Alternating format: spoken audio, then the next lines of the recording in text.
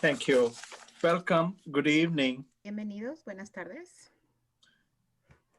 Today is October 27, El día de 2020. hoy es 27 de octubre de 2020.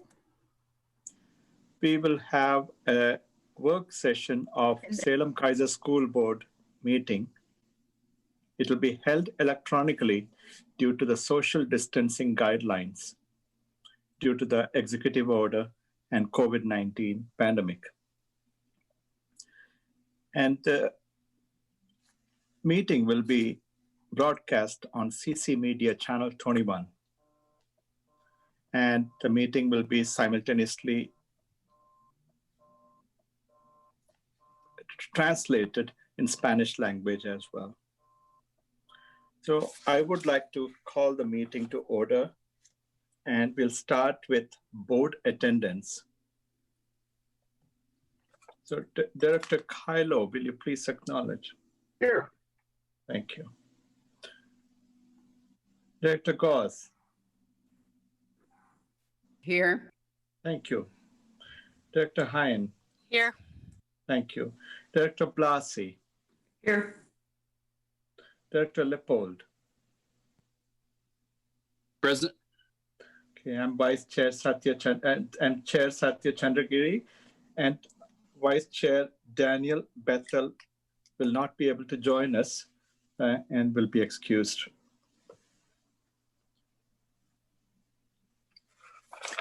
We'll start with the Pledge of Allegiance, following which I will introduce the OSBA facilitators. Please stand. I pledge allegiance to the flag of the United States of America and to the republic for which it stands, one nation, under God, indivisible, with liberty and justice for all. Thank you. Please be seated.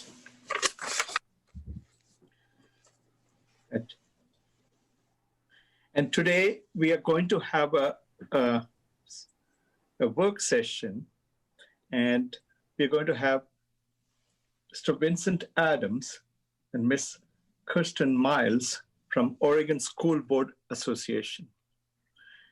They will facilitate this work session, and the work session will focus on the school board self-evaluation and debriefing. But before we start that, I would like to request Superintendent Perry to briefly go over the All Students Belong report, and this is for information only. So Superintendent Perry. All right, so this is actually going to be led by Dr. Udosnata, and this is related to a new temporary rule that the State Board of Education adopted. And we have some internal policy work to do, but we think it's really important that you understand the new rule, and we will bring the policy work through you because it is one of those legally required policies. We'll bring it through one of the executive limitation reports so that you can see it in the boardroom. So with that, I'll turn it over to Dr. Udosnata. Thank you, Superintendent Perry, and good evening, Chair Chandragiri. Yes, I think the All Students Belong OAR really is a legislative, it really is a rule that will help us reinforce what we're trying to do to create a welcoming environment for all students in Salem Keizer Public Schools. Let me give you a little bit of background information. If you can go to the next slide. So just for some background, this last July, an Oregon high school student sent a letter to the governor asking for help. In the letter, the student stressed the importance of banning the Confederate flag in Oregon public schools. And the student shared that banning the Confederate flag is far more than just an act to please some people. It shows students and educators that the state of Oregon sees them and their struggles to be considered equal in aiding in the fight against racism. So as you know, in our schools, we have several policies in place that help to guard against bullying, against harassment and discrimination. And what the All Students Belong Act does is it gives us another layer for a way for us to guard against racism, hate, and instances of bias. So if you can go to the next slide. So the All Students Belong Act is a legally binding OAR. And what it does is it prohibits against the most recognizable symbols of hate, those being the Confederate flag, the swastika, and the noose. And if you can go to the next slide, thanks. So just a timeline, what we have is the timeline for when the rules were adopted. You can see that the State Board of Education adopted this rule in September of 17, and they released guidance afterwards. And then all districts are going to be legally required to put this into place by January 2021. We'll work internally to do this in Salem Keizer, and we'll develop the policy. And then when you'll see this come back to the board in the form of an EL rule. And then this is if you can go back really quick, I just want to mention something, Craig, thank you. So this is a temporary rule, but this will be a permanent rule in early of January 2021. And then all districts will be required to make this a permanent rule as well by February or March of 2021. We're still waiting for additional guidance from ODE on that. You can go to the next slide. So something interesting about this OAR is that it does give guidance on how to interrupt and intervene when there are incidents of bias and racism. And one thing that I want to share with the board is the term bias is used pretty broadly. As you recall, a couple of weeks ago, we went through a bias training. And in that bias training, the term bias was used for us to reflect on our own internal biases that we all have.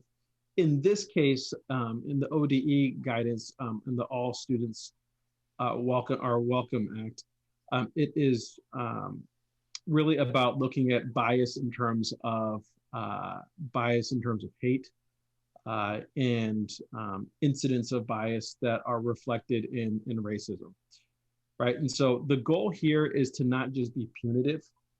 As you know, all of our principals and educators have a process for interrupting. What this does is it gives guidance in a toolkit for how to go through the process to intervene in a way that isn't just punitive, but prioritizes the healing, that's trauma informed, strength based, and really tries to do some coaching and education around racism. So that's in every school will be charged with developing a process in alignment with the OAR. You go to the next slide. So if you go, sorry, go back one more time, Craig, I apologize. So in short, like I mentioned earlier, we're committed to creating a safe and welcoming space for all of our students. And as you know, we also have things in place, or policies in place to help prevent and address any forms of racism, bullying, discrimination, and harassment. And what this just does is it gives us another layer for which we can really turn to and reference and be aligned in our work, not only from a state perspective, but from a district perspective, in ways that we ensure that we're creating safe spaces for all students.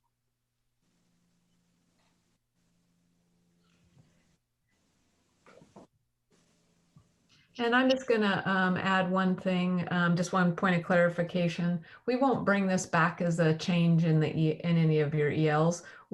I'll just report back on it so that we have followed the policy instead of this new OAR, and instead of waiting till June when we usually just give the full report on our legally required policies that we've changed. I'll slip this in as soon as we've gotten it finished into the appropriate board meeting. So by December or January, I'll just slip it into one of the EL reports so that it's been completed.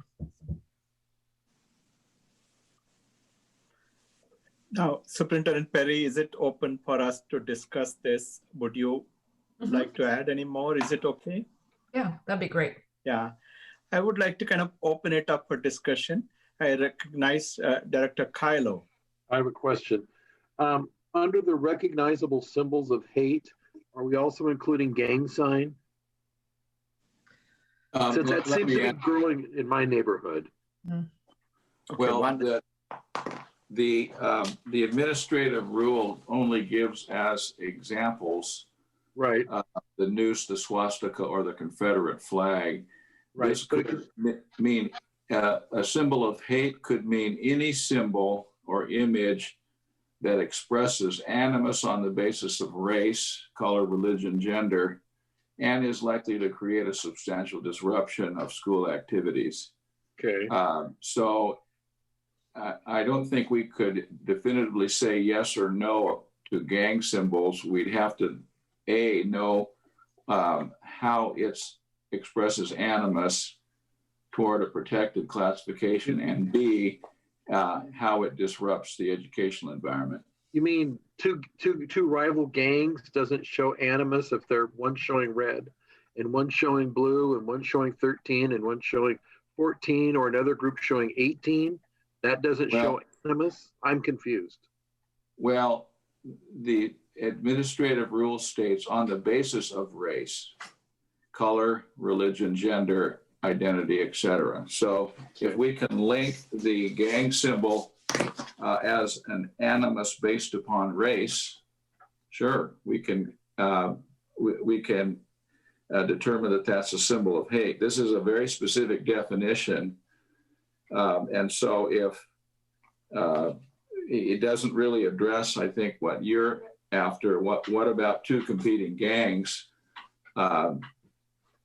We don't have to use this administrative rule, though, for that problem. We have existing student conduct rules that already exist for gang symbols in our schools. I don't believe it does address gang symbols. That's why I'm asking the question. I think that's an area that the district has sort of skated around in the past. Well, if there's, I'll have to recheck our student handbook. That's fine. My thought is that the student handbook, we have a dress code, and we have prohibited the overt display of gang symbols in our schools, and have done that for years. So this would be an addition to existing policies and rules. I understand. I just want it pointed out that there would be that's also part of the hate that's out there. Yeah. It's between the gangs. So that's fine. Director Kylo, you make a good point. Let's open it up for discussion and see if there are some other ideas. But this is a very important, to me, it's a very important step that we can take as a district and a board. So thank you. So who else had, Director Blasi, go ahead, Director Blasi, please.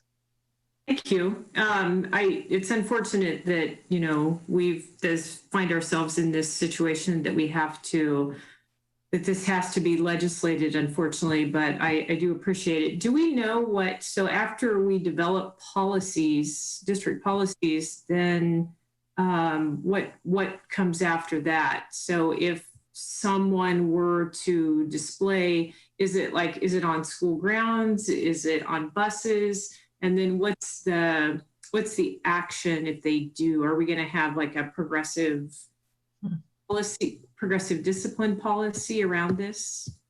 Yeah, we'll work on that as part of, once we get the policy, then we'll figure out where it fits in the code of conduct. We have been really clear, both with our administrators and with the entire organization, that the 3 hate symbols were prohibited immediately, even though the policy work hasn't been done. We got our first look at the OSBA sample policy about, it might have been just the end of last week.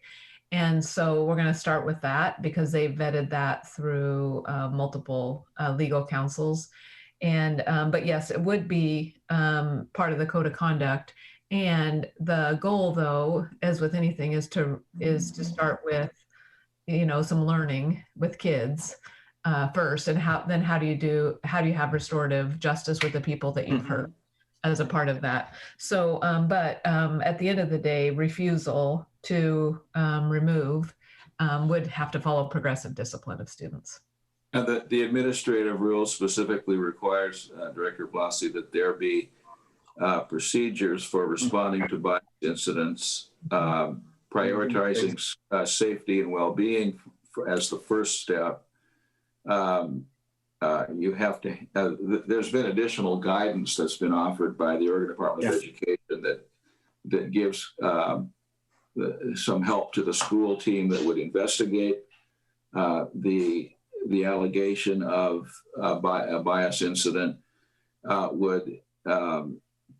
would be redirection procedures, communication protocols, again, an investigation, findings, and then actions based upon the findings. So the administrative rule is fairly specific on the procedures that a district plan must include. And so that's what we'll be working on with the superintendent and her staff.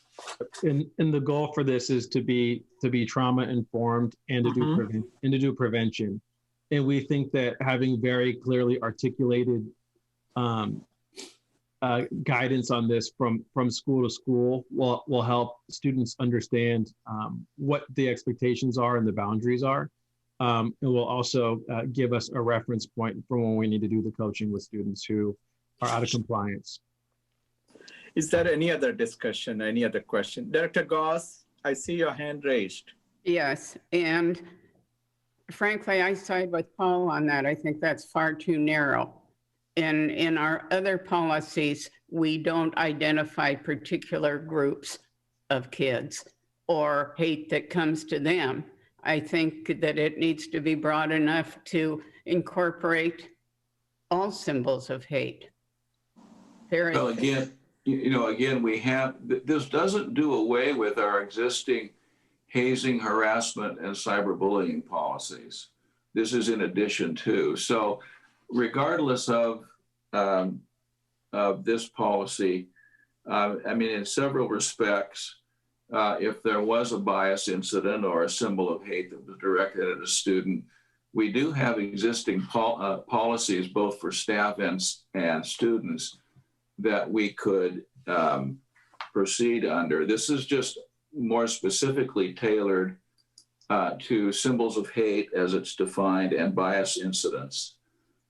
So we'd be able to cover just about any situation between these two policies. Director Goss, go ahead. You had a follow-up question. I can't accept that, Paul. So why does one particular group need their own set of traumatizing hate signs, and all the other children, they can be under some other policy, some other place? I just can't buy into that. So we call it equity, and granted, equity isn't always equal, but I don't like the idea of having a separate hate. Yeah, can I Director, oh, sorry, Superintendent Perry, and then we'll go to Director Lippard. So I just want to kind of be clear. If we kind of study the history of our country and what symbols like the Confederate flag, the noose, swastika represent, those are representative of a really horrible time in our history, and that's why these are important. It is about that these symbols have been used to target our kids of color, and they are used as a way to target and intimidate.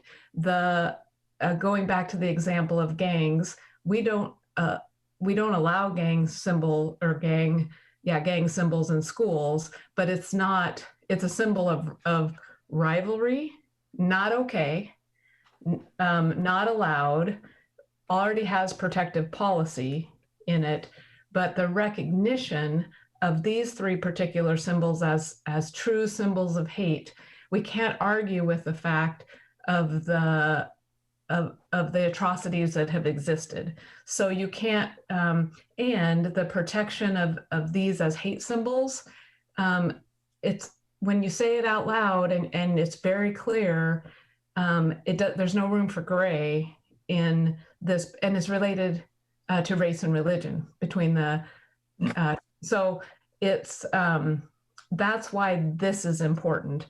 Things like gang symbols that target each other, other wrong, but already restricted under other policy.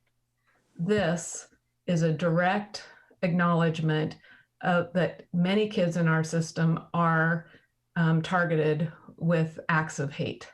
And so that's why this is important at this moment. And we shouldn't tangle them up with all kids, because we have kids in our schools in Salem, Keizer, and across the state that have to see things like a Confederate flag, because kids like to target kids of color. And it's really hard to draw the line between a disruption to the education environment. This just flat out bans them. And that's why this is important.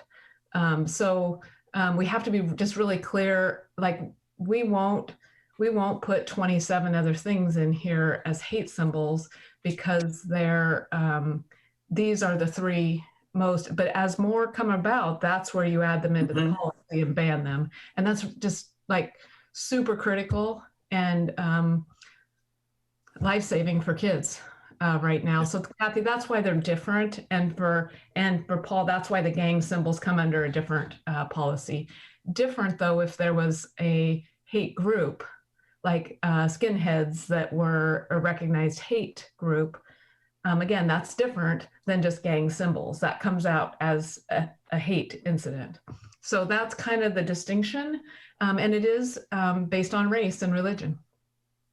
And just to add that this OER, it'll give administrators the tools to continue to do the work that they're already doing to create a safe and welcoming environment for students. But it will also give students the peace of mind to know that we will interrupt with all forms of racism, including those that are symbols. And the ones that are shared in this OER guidance from the ODE, they're just 3 examples, but they're not limited to just those 3 examples. Very good. Yeah, that's a good point you made, Dr. Udosinata. It is just 3, but not limited. So I really appreciate you clarifying that. Director Leopold, and then we'll kind of see. Director Leopold. Yeah, I mean, I just wanted to say things similar to what Superintendent Perry was saying, and that was beautifully said. And while, yeah, it does say that these are, as Paul Kylo, put in chat, and as well as Ethan said, these are, it says including 3 of the most recognizable symbols, and it listed those 3. So if there were other symbols that were hateful in regards to race or religion, then of course those would also fall under that. But these are 3 ones that I could see why they're definitely in here. Like, how many times have we walked across Salem or Keizer and you see a Confederate flag? A kid with a truck with a giant Confederate flag in the back. I mean, that's something that we don't want. We don't want in our schools. It's hateful, and it's not. It doesn't help educate kids. It doesn't help at all, right? And so that's why I would say those are listed specifically, because those are ones that even me going to high school that you would see in the parking lot every now and then. And so that it has an effect on kids, and I think that's why it's going to be there. Well, is there any other discussion on this? I have a couple of observations.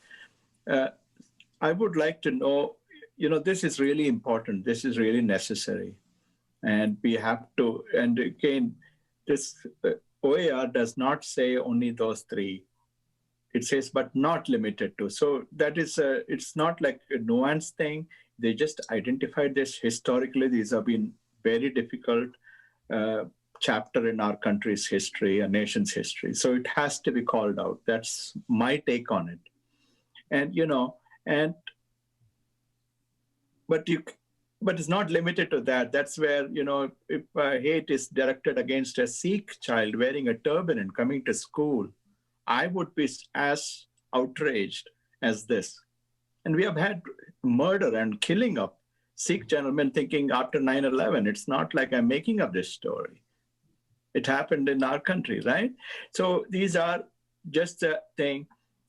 The question I have is, there are also targeted hate crime against children who are LGBTQ, for example, right? So is there a way we can at least use this policy and map with all other policies which pertain to bullying or against gang symbols or safety or cyberbullying? Because somebody can really have a screensaver which looks like a Confederate flag, and it's like you cannot keep track of what all possibility. Is there a way you can cross-reference or have an umbrella policy which is trauma-informed and then call out other policies which are interrelated? Because one could be more than one type of crime going on, right? More than one type of. Is there a way to connect the dots? That's what I'm trying to say. Yeah, there is, and we will attempt to do that when we kind of get down to the policy work. Yeah. But you've hit on a good point there that, anywhere we can cross-reference, which is what we do try to do, either cross-reference or umbrella policy, because again, some of them can overlap. We won't do anything that what I would consider waters down this as a really important and clear policy at the same time, but there is a way to connect them. So the second piece to that is there a component right from the K-12 onwards, from the time they're little students or little kids, we can start teaching them alternative ways of deeper understanding of each other? Because having a policy, so far I heard the discussion is centering around discipline and punishment kind of thing. But what I'm really looking for is, within the policy, can we commit to saying, here are some ways in which we will start teaching right from little kids, and concepts of restorative justice or concepts of procedural justice. That way, there is a way of building in and holds us commit to that accountable, and holds the children and the students saying, here are the alternative options to punishing. Yeah. The OAR actually asks you to do that. And I would argue that a lot of elementary teachers are masters at restorative justice from the time our kids are 5. But I think that the way to link this in is to be a little bit more explicit in our curriculum with, these are symbols of hate. This is the country. When we talked about our social studies redesign, this is why it was so important, because it needs to be embedded in curriculum before an incident occurs. So again, you've hit on a good point there. And part of the reason we've been working, have a plan internally around how to really begin some additional restorative justice and restorative practices training within our secondary schools, for sure. Superintendent Perry, the reason I'm asking is, if it finds its way into discipline policy, it's often expulsion, suspension, and things like that. But nowhere in the discipline policy it talks about, here are the ways in which you'll be sent to an alternative training, or classes will be there, or you'll have to do some remedial education on understanding and learning. I don't see that in our current discipline policy. Will that be part of the policy which will say, these are things we commit to, these are the expectations we hold you to? So remember, we've had some conversations around how do we reimagine our school discipline policies, and that has to be the work versus one at a time doing those. We have to have a reimagined system, which also then really redefines our code of conduct and our discipline policies to weave in the restorative practices. So you're on the right track, and that's part of the work. And that's part of also what we really need to do with our community partners in the work. And the communities of color and families participate in developing the policy. and the curriculum and monitoring and holding us accountable? Will the families, Black families or other families of color, will they participate when we are developing the policy and curriculum and monitoring system and accountability? I think that when we've been talking, you and I, about reimagining school discipline, we talked about it as a community-based process. So if it's a community-based process, the community has to give us input into multiple factors in the policy. So I think the answer to that is it should be yes, but it also has to be very specific to our communities of color where we see disproportionate discipline too. We have to start there, which is really critical in that. So I think when we think about a community-based process for reimagining school discipline, that's exactly it. And the work that you and I have already been talking about, I was committed to. Thank you, Superintendent. Chair Chandra-Gary. Director Hyen, you have a question? Oh, sorry. Yeah, Yeah, I do. So I guess I just want to make a comment that I think these symbols are pretty obvious, and I don't know anybody that would disagree with these three particular symbols. And I understand that this is examples and not the limited potential list. I would urge caution in when or if considering additions to the list, because we could find ourselves going down a path we don't want to go. I just say we just need to be cautious about what we would put there. Hope that's it. Thank you. Dr. Udastinata, you had something to add. Thank you, and I don't want to belabor the point, but I just want to mention, based on some of the questions that you asked, Chair Chandra-Gary, that on my fourth slide, and Craig, you don't need to go back to the slideshow, but on my fourth slide, I did mention, and maybe I glossed over it too quickly, that ODE is going to provide a blueprint that will, in short, help us develop protocols for incident response that are not punitive, but instead, or they're not exclusionary, but instead they're trauma informed, and they focus on healing and they focus on education. So I think that's a really important point that I want to emphasize, because I see equity, diversity, and inclusion in three different frames. And one of them is the instructional frame, which we're tackling, and Superintendent Perry just mentioned. And the other two are in the climate and culture and the policy. And this marries the two, and it gives us a framework to move this work forward in all three of those frames simultaneously. And of course, we're going to have to solicit the input of a diverse group of community members and parents to get the job done right. Thank you. I really appreciate you bringing this topic, because, you know, the last several months we heard the pain and suffering of our community and the nation. And this is one way for us to kind of move forward and kind of finally wrapping it up. And, you know, I really am of the opinion that we can always do the right thing and ask for forgiveness later.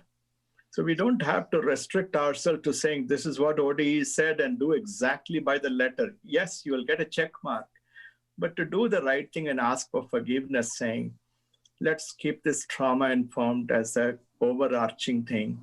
Because it's not just that the child alone is affected, everybody around is affected by that. So this gives us an opening. It gives us a legitimacy to do the right thing. So hopefully we seize upon this and run with it. So if there is no other discussion, we need to get to the next important topic. Is there any last minute thought on this? Or let's go home and let this soak inside, and then we'll come back with nice questions and let's build back better. All right. Superintendent Perry and Dr. Udastinata, really appreciate. Thank you very much. And let's go to the next part of our work session, which is the board self-assessment. I'm going to invite once again Dr. Vincent Adams and Dr. Kristen Miles, who are going to walk us through and facilitate this board self-assessment. Just wanted to give one line to say, I really appreciate our board. I think our board has done a phenomenal job. It has done something which we haven't done. I wasn't told, I don't know, maybe you all have to correct me. I don't think there's any record since 2017 of having a board self-assessment or a board retreat. Maybe I'm wrong, but if it is the case, then I want to go on the record and thank our board for doing an amazing job. This is really important.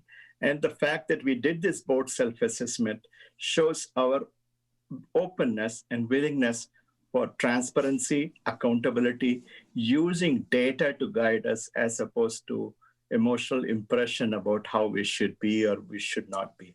So with that, I want to invite Dr. Adams and Dr. Miles. Thank you.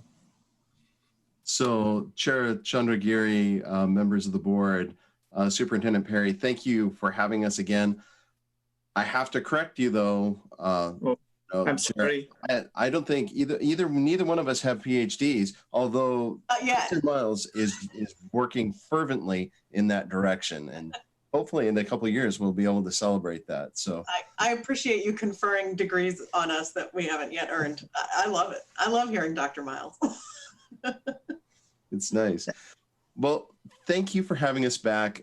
Thank you for that very robust conversation about a challenging topic.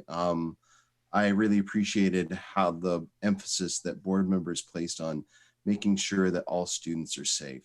And that's so important. So I just want to take us back. We were able to meet with you a little over a month ago, and we reflected, thought about why board members are here and doing this work. We went over what are the qualities of an effective school board, and then we took a perspective look.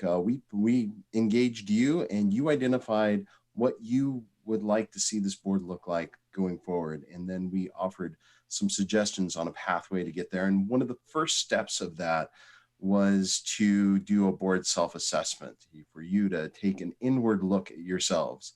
And thank you for all of you participating and being candid and being critical of yourselves, because what that communicates to me and Kristen is that you have high expectations for yourselves and for the district and for the outcomes of children. So for our time tonight, it's really going to be broken up into two parts. The first part, Kristen is going to lead us through a discussion about the data and the assessment, and we'll lead you through a couple of discussions with that. And then we're really going to turn our attention to one of the standards and talk about governance and clarity of purpose for the board and how that impacts governance.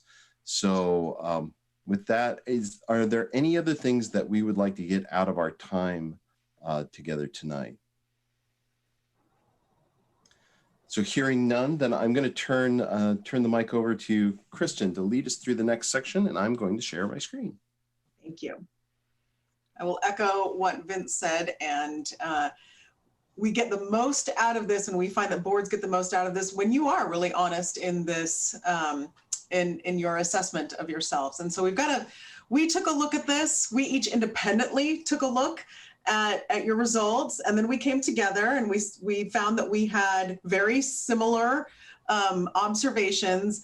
But a big part of this tonight is, what are your observations as well? And I know that we could spend, this is a pretty long report, we could spend 4 hours digging through all the details. What we're going to try and do are pull out the themes so that you can keep proceeding on the path that you wanted to proceed on as far as board development and improvement.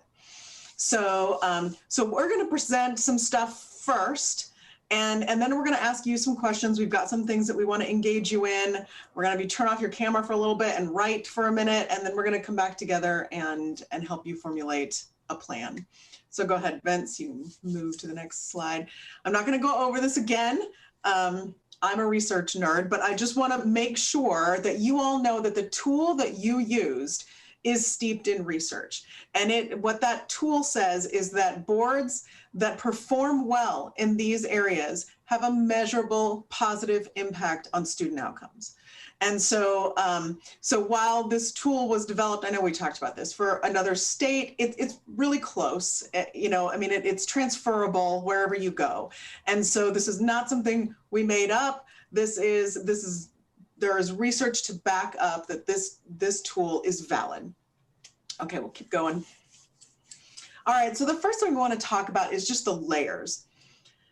When we talk about board efficacy and a functional board, what are we looking at? You probably use this analogy all the time, and this is very common in education. I mean, thinking of things in terms of building a house. Where do you start? You don't start with the chimney. You start with the ground. You got to put your house on the ground. And so really what the ground layer is that we're looking for, and how we look at where can we plug in to help boards develop, is first, is there that shared purpose and set of beliefs? Do you have collective efficacy? Do you believe that you are all there in service of students? There is data that shows that boards that share that belief alone has an impact on student learning and outcomes. So then from the ground, then you put the foundation down. Then it's, do you know the rules, the governance, your processes, the tools that you use to govern? Do you know what public meeting law is and public records law? Do you know what confines the board and what authorities and flexibilities you have? And that governance piece. How do you govern the district? You're not managing, you're governing. This is basic roles and responsibilities stuff. Next, we've got expectations and accountability. We talked about this. What is your vision for the district? How do you communicate that vision? Is it clear? And then how do you hold the system accountable for meeting that vision? And I know we talked about this last time too. This is about monitoring. And the accountability piece is, if you've got a plan and you've got goals, district goals, like how are you checking in on those? How does the board monitor those things? And then next, learning as a team, doing your professional development. And you've done a bunch, I'm sure you've done more than when you've just worked with us, but we're doing this tonight. We did this in September. Anything that you do to learn about your district, your students, and your own behaviors is part of that, learning as a team. And then setting the conditions for success. And part of that is how you function and how you operate and how you govern. And then next, and all of this is last but not least, right? All of these are important. That third piece is about collaborative governance. I know we talked about this at the end of last time, but the collaborative processes that you use together with your team and your superintendent, and functioning together as a team while knowing your roles in that team is critically important. And then, the advocacy and communication piece. Again, not to say that any of these are lesser than, but that outreach that you do, that your advocacy on behalf of students, how do you communicate your vision and how you hold the system accountable to your constituents, to your families, to your students. So that's kind of what I want you to keep in mind as we go through this, are these different layers that build this house or this school. There are pieces that are foundational, and then there are pieces that are just as important, but we have to have the foundation first before we can build those other pieces. So it's more of an order of operations thing. Okay, so as we go, I want you to keep these questions in your mind. The first we're going to just look at objectively. And I know that you have the report. Hopefully you can have that in front of you. What did you notice? So we're going to ask you, what stands out to you? What did you notice about the report, about what you saw, just objectively? And then we're going to talk about, what does it mean? So what? What's the relevance, right? We have what and we have so what. And then last but not least, we have now what. What are you going to do? So what action will the board take depending on what you noticed, the meaning you made of it, and now what do you want to do with that information? Okay, so keep those questions in mind, and we'll start here. We start with objective. All right, so go ahead, Vince. So I'm just going to ask you really quickly before we dive into specifics. This is the summary. This is the first page after the title page of the report. This is your summary. You can probably see it better if you've got your own copy in front of you. We can learn a lot from this page alone, but as we go through, we'll talk about the meaning. But what do you notice when you look at this? Just this page.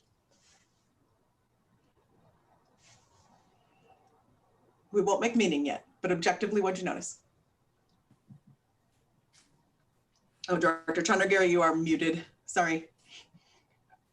Is there a way to show other participants? Sometimes I have to see the lips to understand fully. I think we can just speak up. We don't need to. I think to your question about what do we see a lot of answers that kind of fall into the middle area.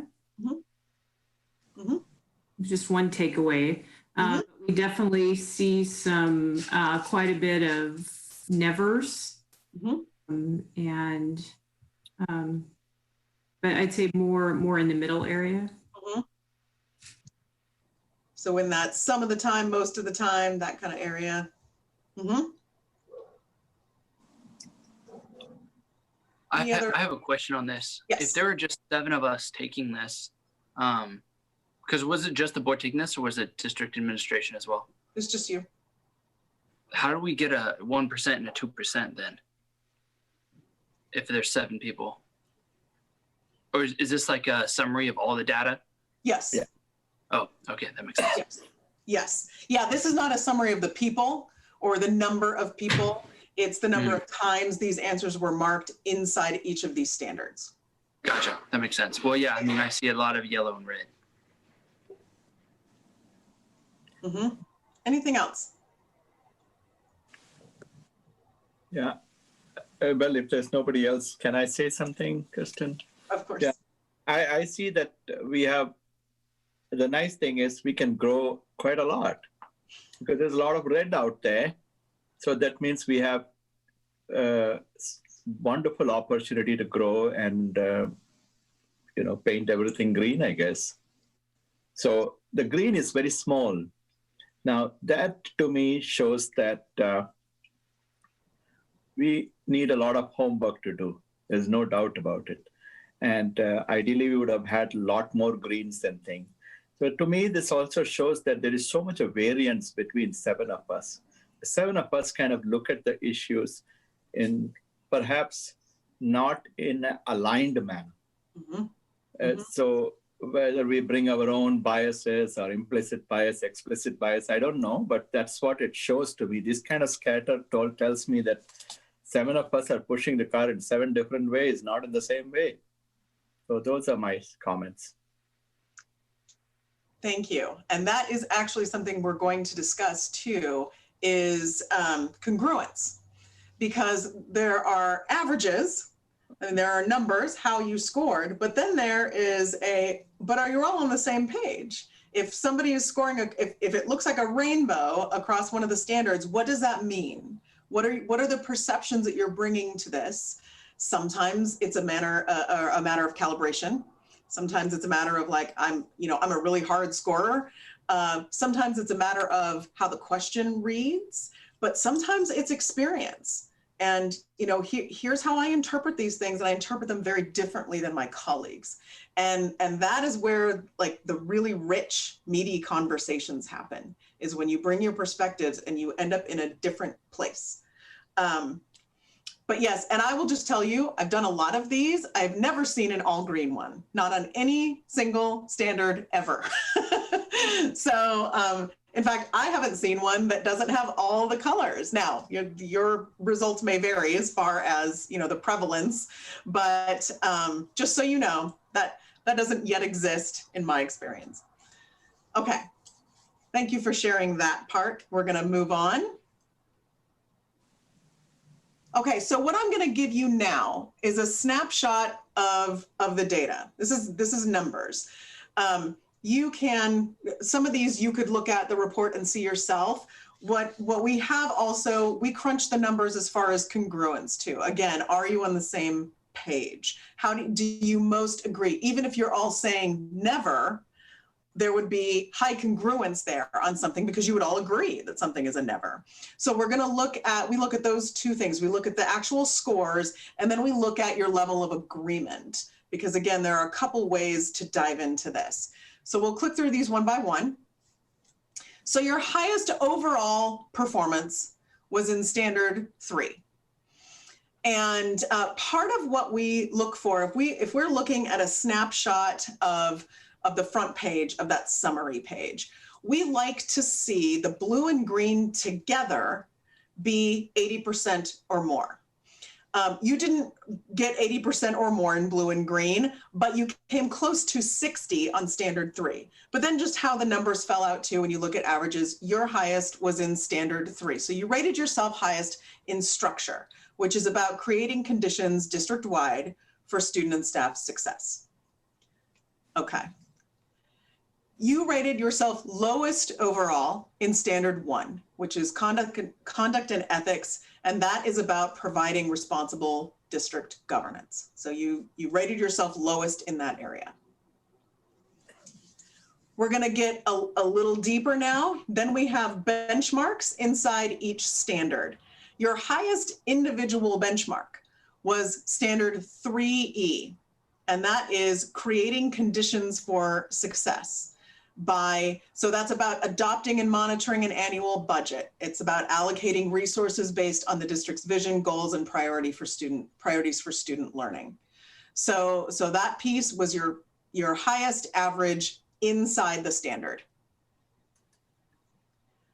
Your lowest individual benchmark was 1B, and that's under the conduct and ethics. You had 2 that you rated pretty low. One was about accountability to the public inside standard 1B, and the other one was standard 1D, which is policies supporting continuous improvement. So that's where you gave yourself your lowest marks. Now we're going to talk about congruence.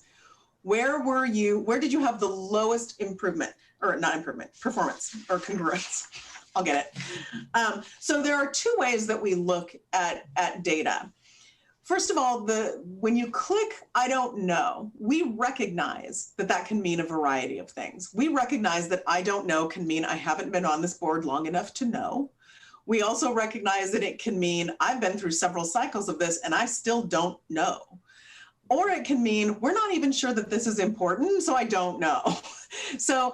So I don't know can mean many different things. And sometimes when we have a standard that's got a lot of those, we like to discuss that because what don't know means may be important to your conversation. But when we look at congruence, we crunch those numbers with and without the I don't knows to see if it makes much of a difference.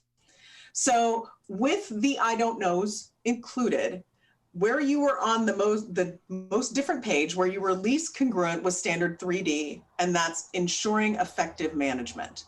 So that is about management of the organization, operations, and resources for an efficient and effective learning environment. That was all across the board.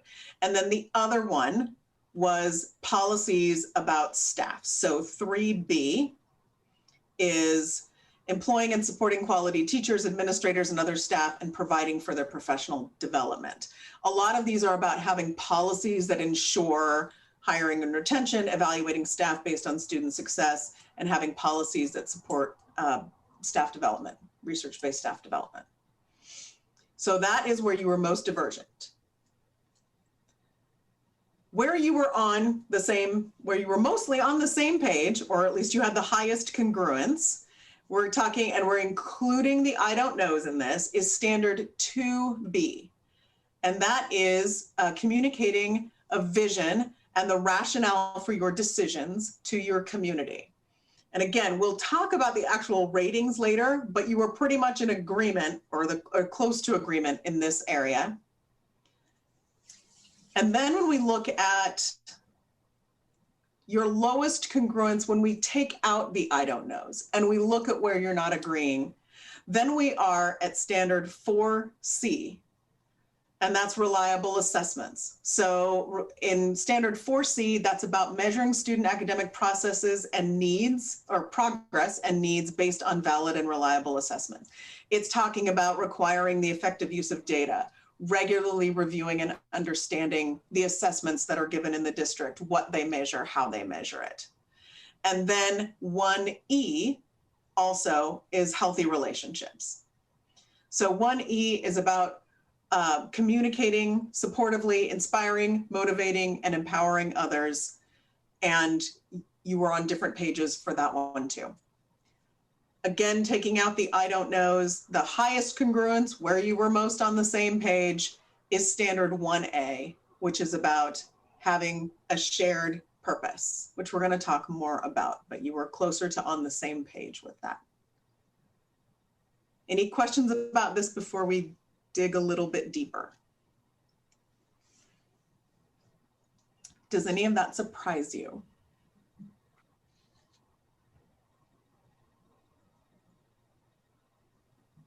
Not yet? No surprises? Okay. Okay, yeah, I have a question. Are we going to get, because when you're referring to these questions, are we going to get a copy of that test again that we have, just that we can look at as a reference?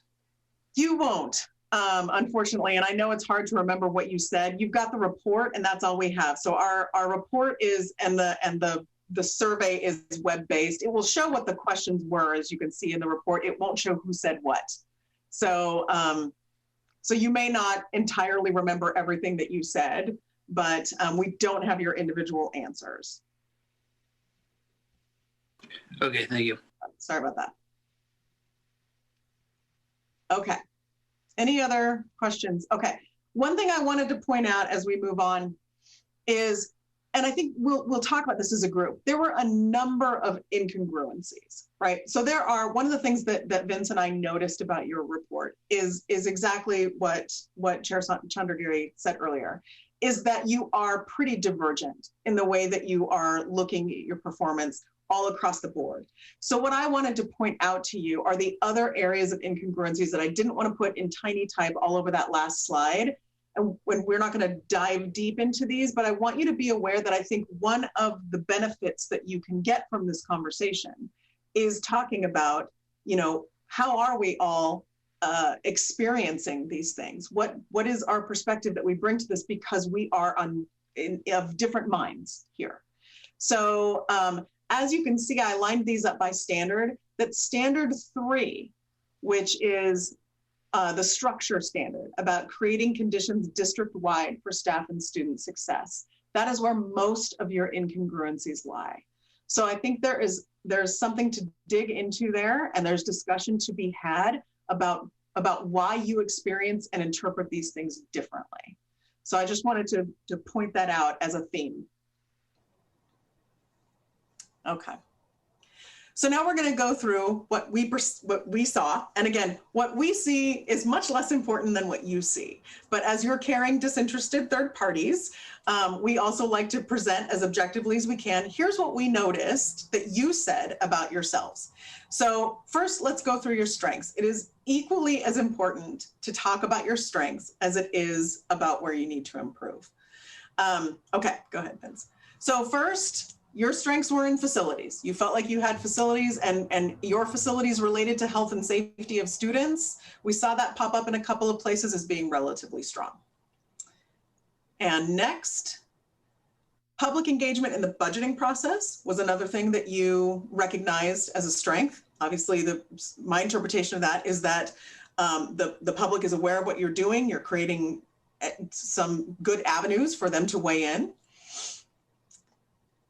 And evaluation of the superintendent, doing that on an annual basis, having something that is adopted, having a process that is transparent. That piece you rated yourself rather highly in. And then honoring the role of the superintendent and delegating authority to her was another piece of that. So that is about knowing what your role is. I know that your policies call that out specifically, but also knowing that, you know, you have hired a chief executive to run your district and delegating the authority to do that to her, you rated yourself fairly high. So before we go further, What are your thoughts about this? Do you agree with these? Do you disagree with these? Are you surprised? What's your response?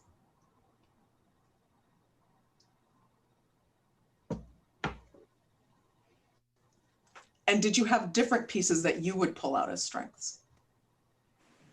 Well, I'm not entirely sure on that last one, at least recently this year, just because that's why we're having the issue with SROs with our board, is because that's really was the superintendent's job initially, but our board wanted to. So, I mean, that's kind of what stimulated a lot of this, but the other ones I would agree with.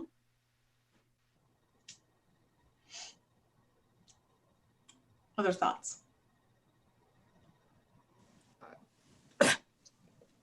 This is Sharon. I think Okay, sorry. go one of ahead. the things about these are ones that I think, and maybe this doesn't make any sense or it's redundant, but these are the ones that we seem to be more engaged in and have been, we've been involved in, you know, 6 to 9 months or so. Obviously facilities with the bond and the construction and all of that, and safety, public engagement and budgeting. You know, we've elected new budget committee members. We've gone through the process. We just went through the evaluation of the superintendent and all of that.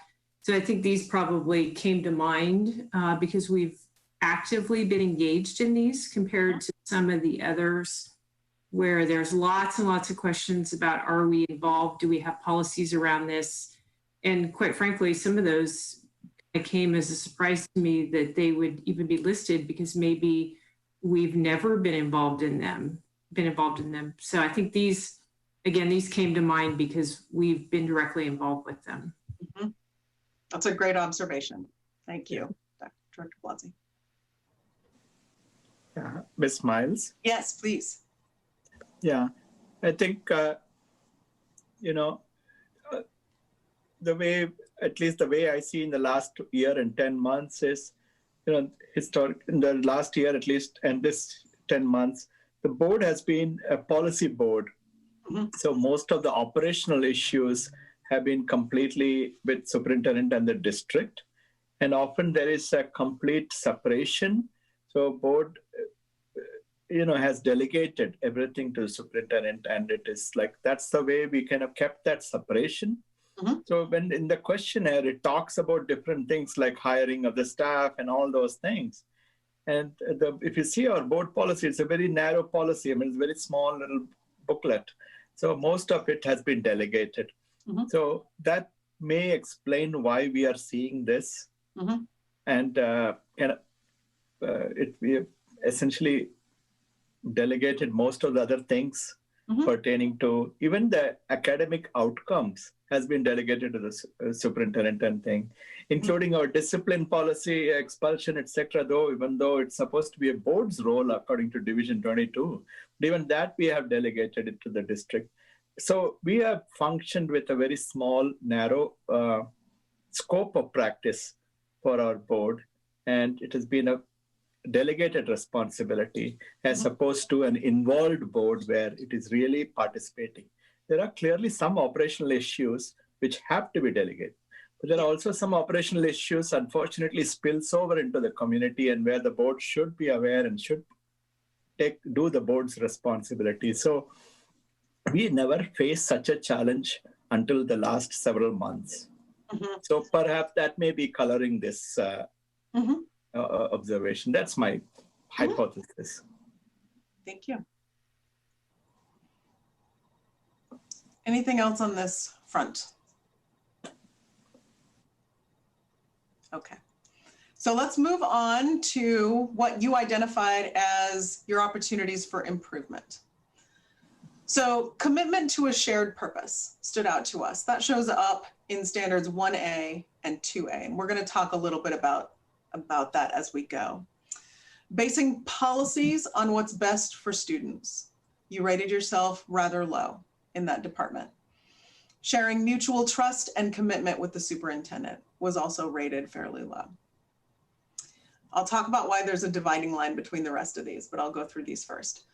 Board operations like self-evaluation, which you're doing now, you get to rate this differently next year.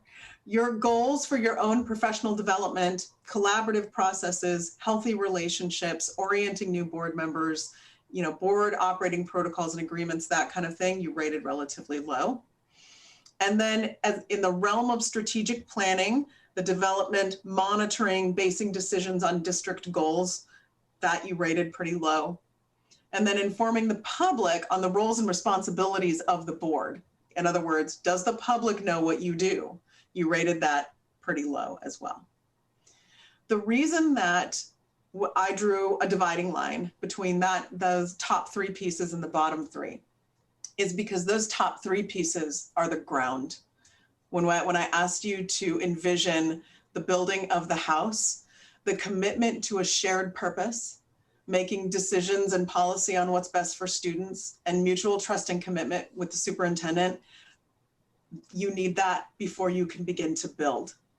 And so I think we will recommend that we dig into that a little bit tonight. And we have some activities set up for that. But that's a fundamental issue, particularly that first one, commitment to a shared purpose. Do you believe that you are all here for students? Do you share a purpose? And so we're going to ask you some questions tonight to try and spark some of that conversation.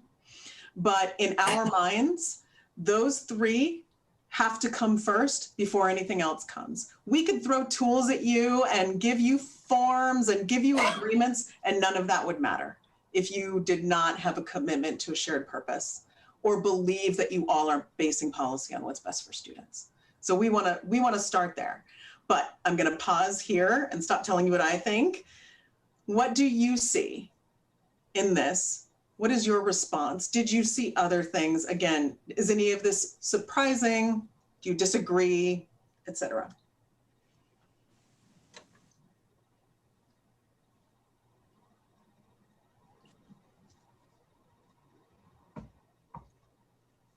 I'm happy to stop the screen share so we can all Yeah, see. that way we Yeah, can see let's it. do that. What are your thoughts? I mean, I would say, looking at that list, those are all things that, just in conversations, I've had one-on-one with other board members that we've talked about. I'm not really surprised by any of them, and I think that there are definitely areas of improvement. Mm-hmm.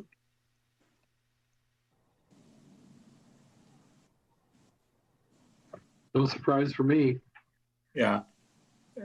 Dr. Hyan. I guess I'm a little surprised by one of them, and that is see if I wrote my notes right. I almost need to see the screen you had up Can I bring again. it back up for a second? Yeah, just for a second. Hold on. Sharing screen. There we go. I'm really surprised by the second one, basing policy on what is best for students, because from what I've seen, I believe every board member is here because we care about all of our students and want what's best for them and want them to be successful. And I just I'm just kind of not sure what happened and how that got there. Now, we may all have different ideas about what is best for students. My perspective might be different than another board member's, but I think based on conversations I've had with different board members, it seems to me that they, really care and consider that in our policies. But, I'm not a mind reader, so maybe I'm wrong, but I'm just kind of surprised by that. And that's fair. So let me read, that's a summary of the questions underneath that. Let me read you what those questions are. So this benchmark is adopting policies based on well-researched practices that emphasize a belief that all students can achieve at high levels and that support continuous improvement of student achievement. So the questions underneath that you rated rather low are, do you govern using policies that align with research-based best practices? Do you focus policy decision on what is necessary for all students to achieve at high levels? And do you collaborate with colleagues across the region, state, or nation regarding current and emerging trends, issues, and policy solutions? So that's a summary that may sound a little different than what is there, but those components are there. And that's on page 7 if you want to look at the scores in that area, and you've got it in front of you. Any other thoughts? Kristen? Yes. I mean, yes, those are the areas we rated low, and I agree with it for the following reasons. Some of our policies were written in 2007, right? Oh, you're ahead of some boards. Yeah, and those policies have not been updated. It's just got simply okayed every year. Mm-hmm. Second, the policies do not directly cross-reference any research or any evidence-based practice or any other data points. And those policies are not tied with any data. We do have to go dig through the Oregon Department of Education or national data set all the way from Sandy Hook till now, but there is no cross-reference to that. How are we measuring those things? So you're right. And there is no attempt to get benchmarks from other parts of the country or internationally and saying, how do we adopt those things into our policy? So you're right. The second important challenge we faced is in the last 10 months, we all know we are sitting on 4 different disasters back to back. That fractured our nation, that fractured our community, that fractured our board. It really brought out all kinds of angst and animus. And that really also was not conducive to bringing in evidence-based practice or researching and saying, how do we adapt those 2007 policies? Is like, what, how many years ago to like 13 years ago policy for 2020? So these are some of the observations I made. Not one cross-references a recent research article or where that came from. Some of those policies appears to be written based on just adapting to that situation rather than based on research. For example, the discipline or the, graduation. So in the research policy, there's a policy which talks about results. Even that has not been adapted until this year, I suppose. So to reflect on what our data shows or what our trend shows and how that could have been pulled in from, say, a well-functioning state and other states in the country. So this is really a good observation our board made. At least that's how I see the result. Mm-hmm. Thank you. And I want to just pull out, I don't mean to get like super touchy-feely here. That's not my style. But I want to pull out something that you just said, Director Chandragiri, and just highlight it for a minute. So, and this is a board self-evaluation conversation. This is not what this is, but I want to share with you that more and more I have been working with boards that are in conflict in some way. And they are calling us and saying, can you please help facilitate this conversation? Like, we are up to here. And I have starting out, I'm an anecdote, but I have noticed this pattern, especially since March and mostly recently, and then really since school started. And that I think it is fair to acknowledge that everyone's baseline stress and anxiety right now is really high. And that's okay context. It is fair to acknowledge that we all have fuses that are this short, that that the entire system has been tested and continues to be tested, that we don't know what the end of many of these things looks like. And your district and every other district in the state is on a daily basis is trying to figure new things out under changing guidance. And all of the factors. So I just think that it's good to acknowledge that, to just step back and sort of look globally at, wow, we've really been on edge lately or something, because it is out there. That's a thing. And so not to say that you should pause improvement. No, you should not. But I think that it is that giving yourself some grace and patience in saying that we acknowledge that we're operating in an extraordinary environment right now. We insist on improvement even in that environment. And that extra stress impacts us. It impacts our thinking, it impacts our relationships. And I will stop there. Again, I'm not a touchy-feely person, but I do recognize that that's a thing, that this is our reality right now. So I just want to put that out there. And I've been saying this to every board that I've worked with. And just, maybe let that just be a little bit of a weight off your shoulders. Okay, any other observations that you made that you want to call out at this point?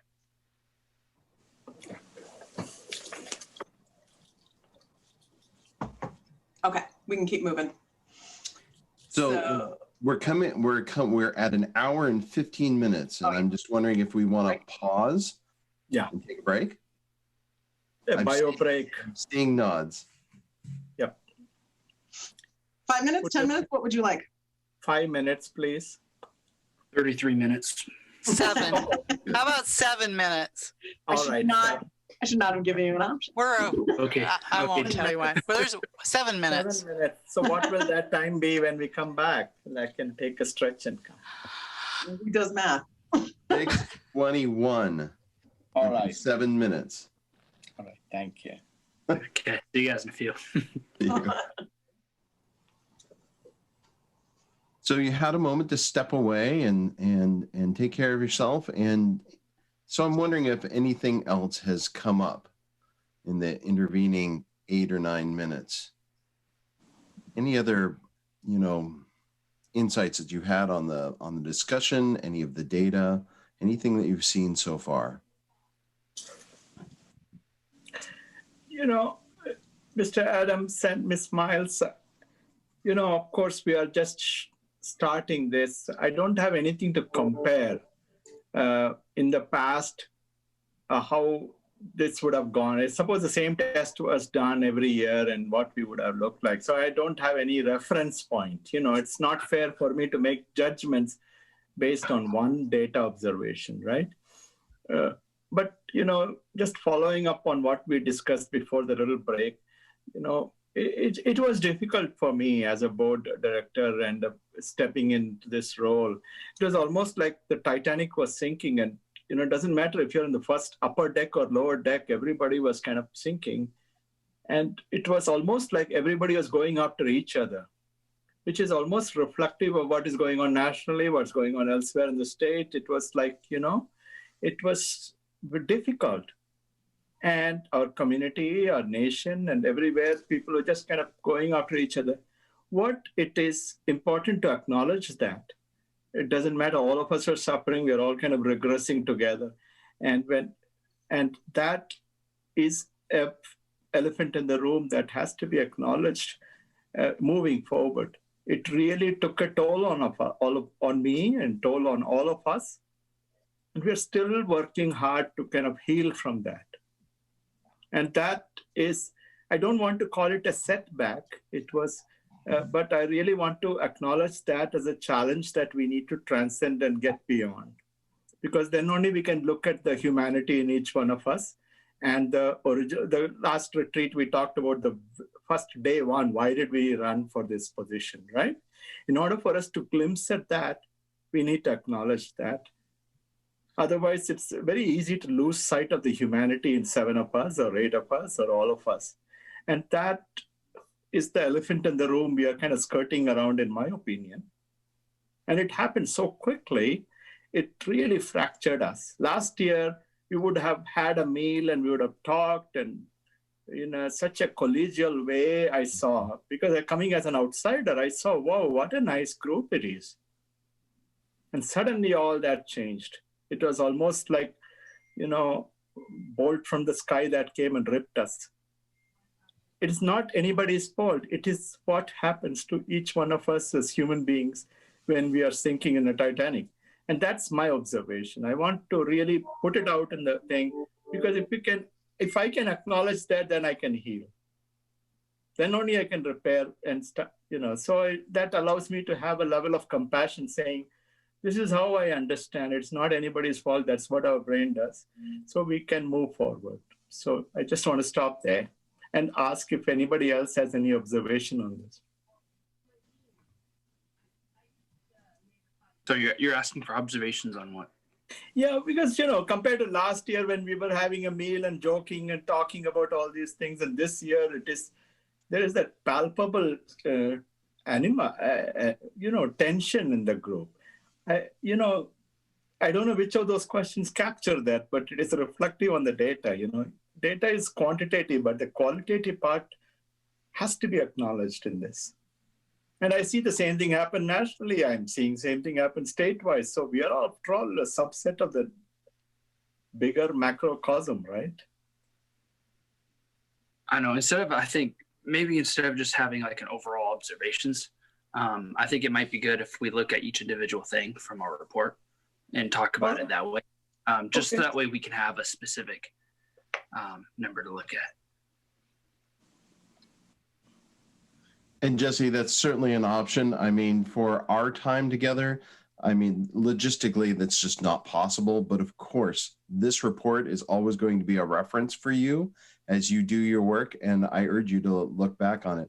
I want to return to Dr. Chandragiri's comments about, how we're traumatized. And I think you're speaking a great truth that's happening right now. And I'm reminded of the time when I was in the military and during stressful times,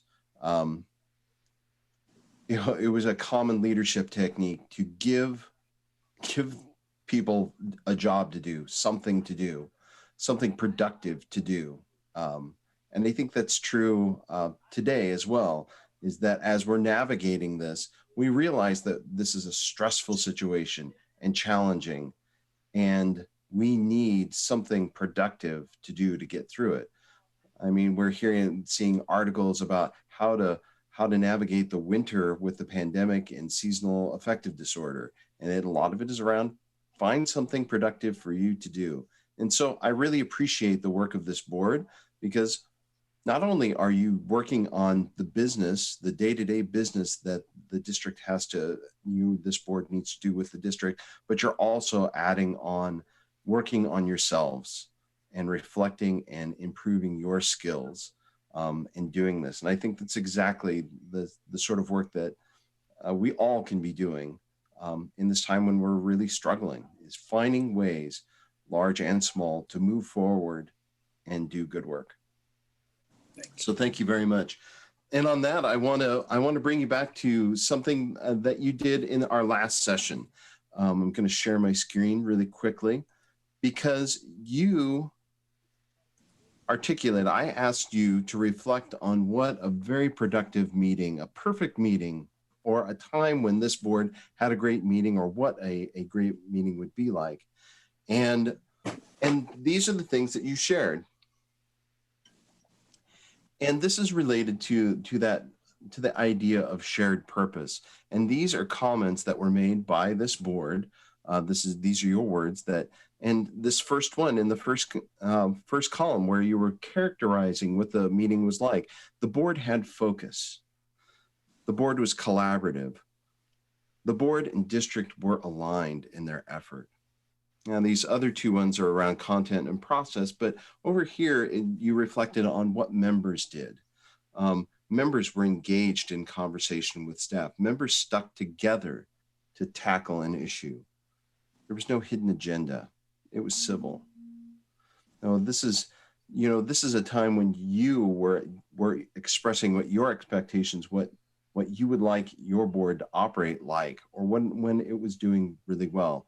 So I think that there's a strong desire for shared purpose, and that's what I see coming out of this. So our next step is to do an exercise. So a question for everyone: is it important for all board members to represent and advocate for all students?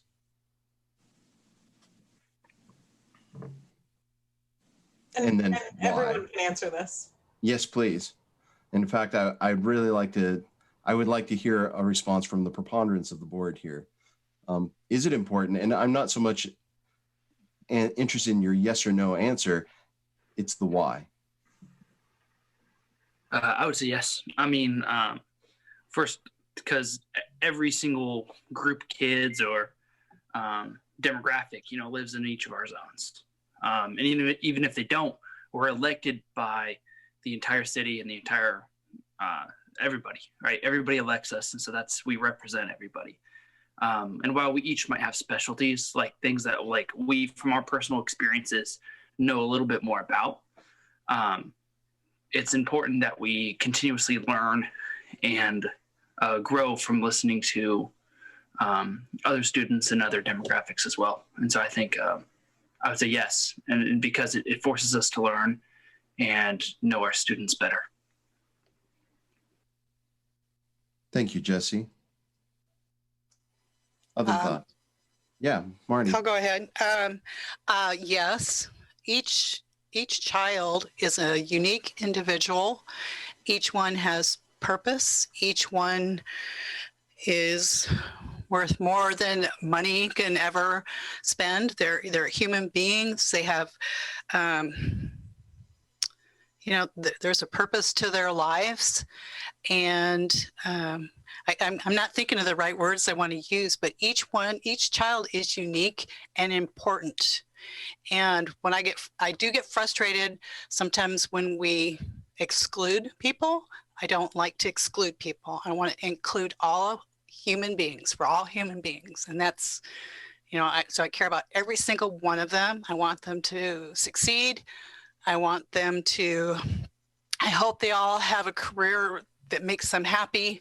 And if they don't, at least a career that, puts a roof over their head and food in their bellies and clothes, But, I just want them to have a good, happy life. Thank you, Marty. Thank you for being authentic too. I mean, we don't always talk like this, and sometimes the words evade us, so, we don't have to be eloquent here. We just have to be real. Who'd like to go next? I'll go next. Yes, of course. The reason I'm here is because of the opportunities that we have to give kids to improve their lives. I still am a believer in the old education as the key to success and doing what's right for all kids. And as I share with Marty, sometimes I think we're looking at some kids and not all kids. And that goes all sorts of different directions, and what's best to create the best learning environment for all of the kids. Mm-hmm. Thank you, Paul. Who'd like to go next? Dr. Goss. Director Goss, please unmute.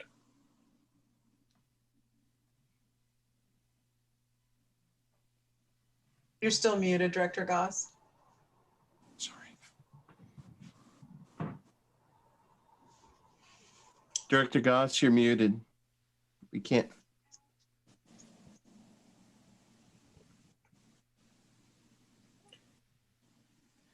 I can't hear you, Director still Goss. muted.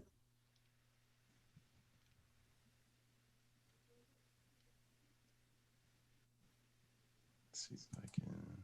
No, I can't. No, we can't remotely do it. Oh, there you are. There we go. So for some reason, I was always taught that if you push the space bar, you were home free. That loosened up your being able to speak or not. But in any event, obviously that isn't true. But with children, I think kids learn differently, they relate differently, and it's important to establish a relationship with the child so you can assess that sort of thing. But the one thing that has been shown that helps children learn, that allows them to accept you, is to feel that you like them, that you understand them, that you accept them, but most of all, you like them. And I think years in the classroom, you can see where that leads to success. Children need that. And it's not a book learned thing. It just is a fact of how it works. Thank you for that. Yeah, to be accepted. Yes, Satya. So I really believe that everything we do should be for the next generation. And if a child is educated, it is not only for that person, it's not only for the student, it is for all of us, for their families, for the generations to kind of get beyond whether it is adversities or whatever it is. And it's for the world. When I got educated, it was not only for me. I got to come and serve in this country. And this is the third country I'm serving in the last 32 years. So that is an example of what the purpose of education. It is not only for the student. It would be wrong on my part to say you're educating only those students. It is for the generation, family, community, everything. The true equity, I believe, is only when we have that focus so they can break free from the generations of adversities or whatever it is and build necessary agency. And with that in focus, I think it should guide all our policy. And that's how I look for it. For me, when 17,500 Latinx students are there, for some reason, if they don't finish and graduate and do very well, not just graduate, have a thriving trajectory, there's a huge multiplier effect that we will lose by not designing our policies and resources accordingly. So that's what I mean by saying we are educating not only the person, we are breaking the family from generations of adversities, or the nation gets to benefit. Bring down when the learning loss is earning loss is a simple way of saying, right? But it's a huge multiplier. Thank you. Thank you. Thank you. Sharon, would you like to go? Thank you. So the question being, should we advocate for all students? And yeah, the simple answer is yes. But, in a world when we have limited resources resources compete against each other in a state budget or in a local community, sometimes it's the advocacy piece that makes the difference. And I know that we have learned as a board over the last few years, we've learned about trauma, we've learned about challenges around behaviors and things that, have always existed, but for some reason really have come to the forefront in education.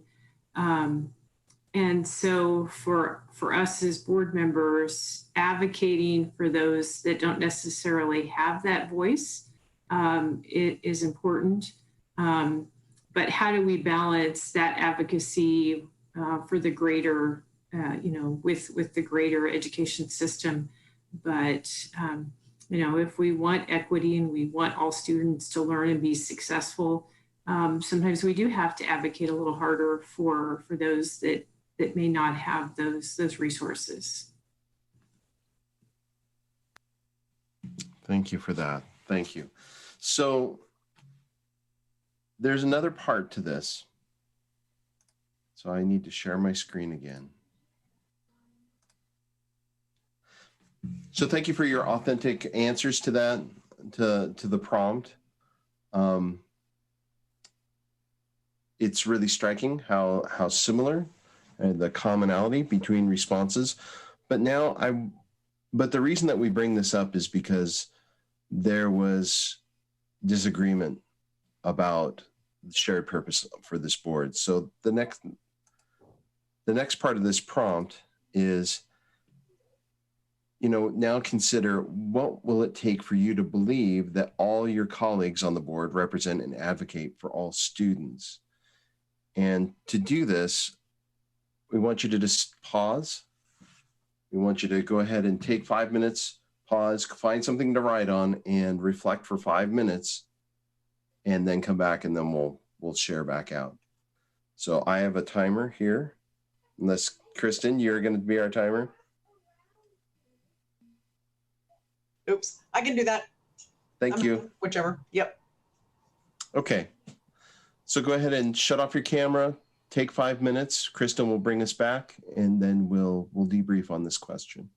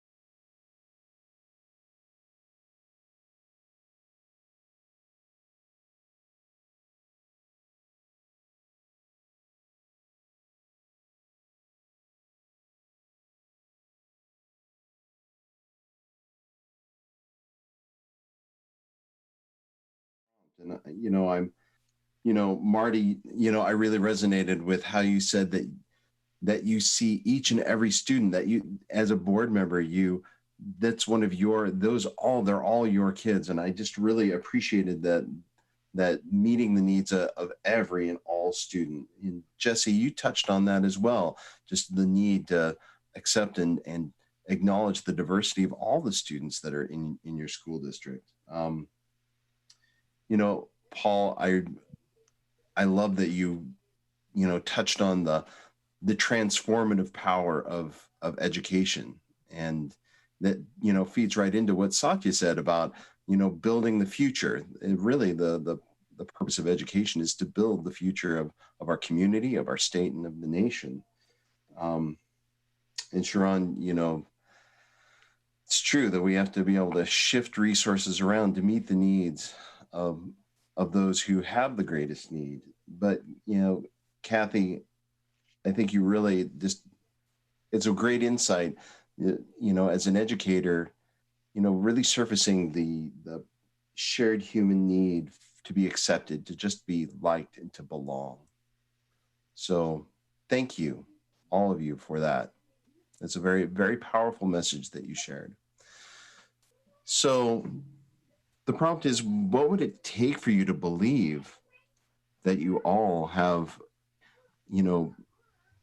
that you all believe that your colleagues on the board represent and advocate for all students?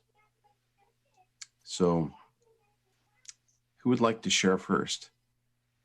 And I'm going to take notes. We're going to write this down. I'll go first.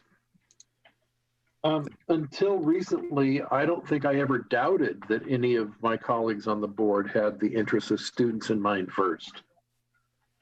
I realize that might be naive for this exercise, but it's the truth.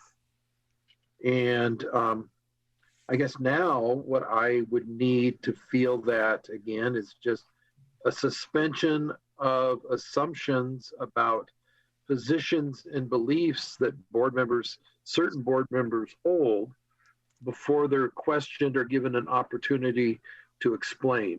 We seem to be making a lot of assumptions, and I'd like to see the assumptions go away and not be included in our decision making as much. So it sounds like there needs to be more time to just have discussion. You need more space, is what I'm hearing in that. Is that true? I think that's part of it. I think that we also need, again, to work on more trust of each other, because there's a great deal of suspicion as to who's behind what, when, where, why, and with whom. And that creates a lot of, I think, in my old line of work, we'd call it static.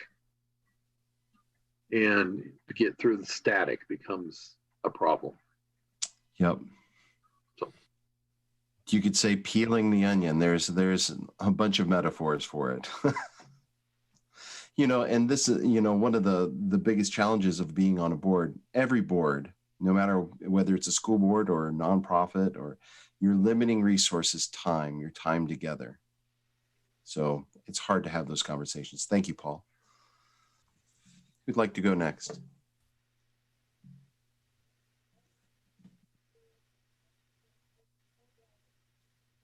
And we're going to ask to hear from everybody. So it doesn't matter what order you go in. I'll go. You'll be Thank you. disappointed in my answer. I stared at that question for 5 minutes, and there's some things that are just not appropriate to say in a public venue. And so I really can't share it. I did want to add something to Paul's comment, and I don't know, maybe this is not what he meant, but, and you can correct me, Paul, if I really got what you're thinking is wrong, is, in the United States of America, you're supposed to be innocent until proven guilty. But lately, you're guilty unless you're proven innocent. And even then, nobody cares if you're innocent. So to me, I think that has to do with the trust and the assumptions. And Paul, correct me if that's not what you meant, but that's how I took it. And so are you echoing that, Maria, too? Like, are you agreeing with that? Like, would we put that down as what you would need? Yes, absolutely. Yes, You can figure out how to word that. Yes, that is what I was intending. Thank you, Paul. I'm going to add little pluses when you share thoughts like this with someone else. I'm just gonna note that. Thank you. Wait. Thank you, Marty. So who would like to go next?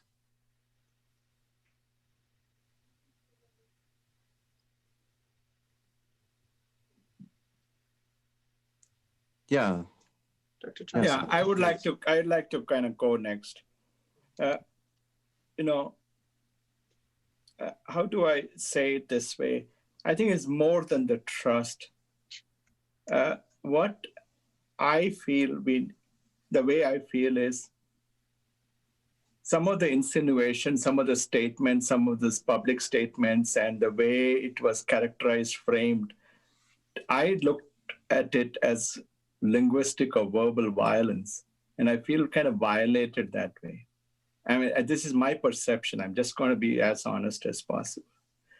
And the statements were that made where you find an equivalency of, extremely dangerous end of a spectrum of hate group,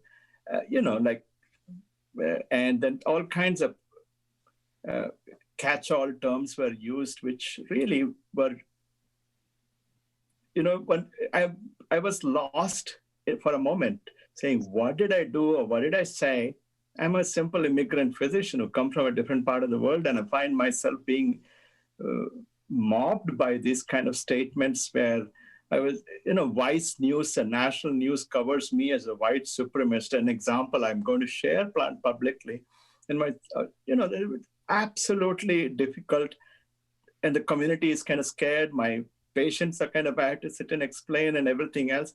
This kind of statements really made it so hard, because to me, I felt perhaps to find these kind of extreme equivalencies itself, I have difficulty, just like the New York Times article covers beautifully, that's become a catch-all term. If you don't agree with somebody, then this verbal or linguistic violence is used as a way to hurt the other person. And still at the end of the day, all of us have to stick around and focus on the students and stay focused on that, be grounded. Now, that was a very serious trauma, in my opinion. And when the platforms are given, when we are encouraging them and not able to understand why it's traumatic, I felt that as a board and district, I was kind of feeling traumatized and they didn't understand me, or what is the reason? Is there a cultural disconnect that they are not able to understand me as a person of color and an immigrant in this country and being subjected to this? And how to catch all time, find equivalencies with Nazi Germany and me and as an immigrant. These are the kind of things. What was the motive? What was the purpose? Is the purpose to inflame the community, to show that level of disgust? I was kind of going through a period of very serious confusion. And in fact, I wrote a detailed letter and sent it to the district, sent it to my fellow board members saying, what is it that I missed in me that all of a sudden I saw these kind of barrages of statements made against me in the public domain. Never in the history, never since 1996 when I stepped foot in this country, I was ever subjected or treated that way. Now, why I'm sharing that in public forum is, perhaps this was the fallout of everything going on nationally, but it really let a serious caution, once bitten, twice shy. So it became very scared, we become very cautious and hyper-vigilant about trusting each other. So that is an area that I want to be open and candid in that. So one of the thought I was still you have to be grounded enough, still you have to focus on passing the budget, still you have to take care of 49,000 lives under our watch, right? We are on a foot patrol on a daily basis. We just can't quit and walk out. You come back in a body bag, literally. So that was how I felt when I was going through the journey. Now, this is where I was kind of frequently pleading, please let me tell my story. Don't tell my story. Don't accuse me without understanding me. So one of the thought I had was, what would it take? We need to really practice a deep understanding of each other and trying to really understand and be compassionate about the lived experience and the perspective that makes us make a decision in one or the other way. Not be quick to judge, because there was hardly any difference between accusation, judgment, and they wanted to sentence the person all in one stroke, which I've had hard time accepting, to the point that I had to go in one of the media, the same question was asked. And I had to really quote Abraham Lincoln, said, I really believe mercy should replace strict justice. Then only there is room for reflection, contemplation, reformation, and racial healing, and for us to chart a path forward. Not that kind of strict model of, I accuse you and I have to punish you all in 1 minute, So that was the kind of angst and the existential challenge I was going through in this board. I was fully aware of the humanity, and constantly I had to really work hard to be grounded. The greatest risk I was facing was risk of losing compassion towards one or the other group or one or the other member, because they were viewing this experience of mine or all of us in a totally different way. And it takes a lot to keep that focus and keep that compassion towards each other, and also to keep practicing how to be grounded and how to listen. And it was taking a toll on all of us, to be honest. It was taking a toll. Our board meetings have never been so long. And so we need to transcend that. I don't know that one simple solution will be there, but I wanted to acknowledge that in a public domain, saying the fact that we failed to take a deeper understanding of each other's perspective, and when the community is asking some question, we should be in a position to explain to the community, no, he took a decision this way because of this reason, as opposed to using that and simply resonating the angst that community was going through.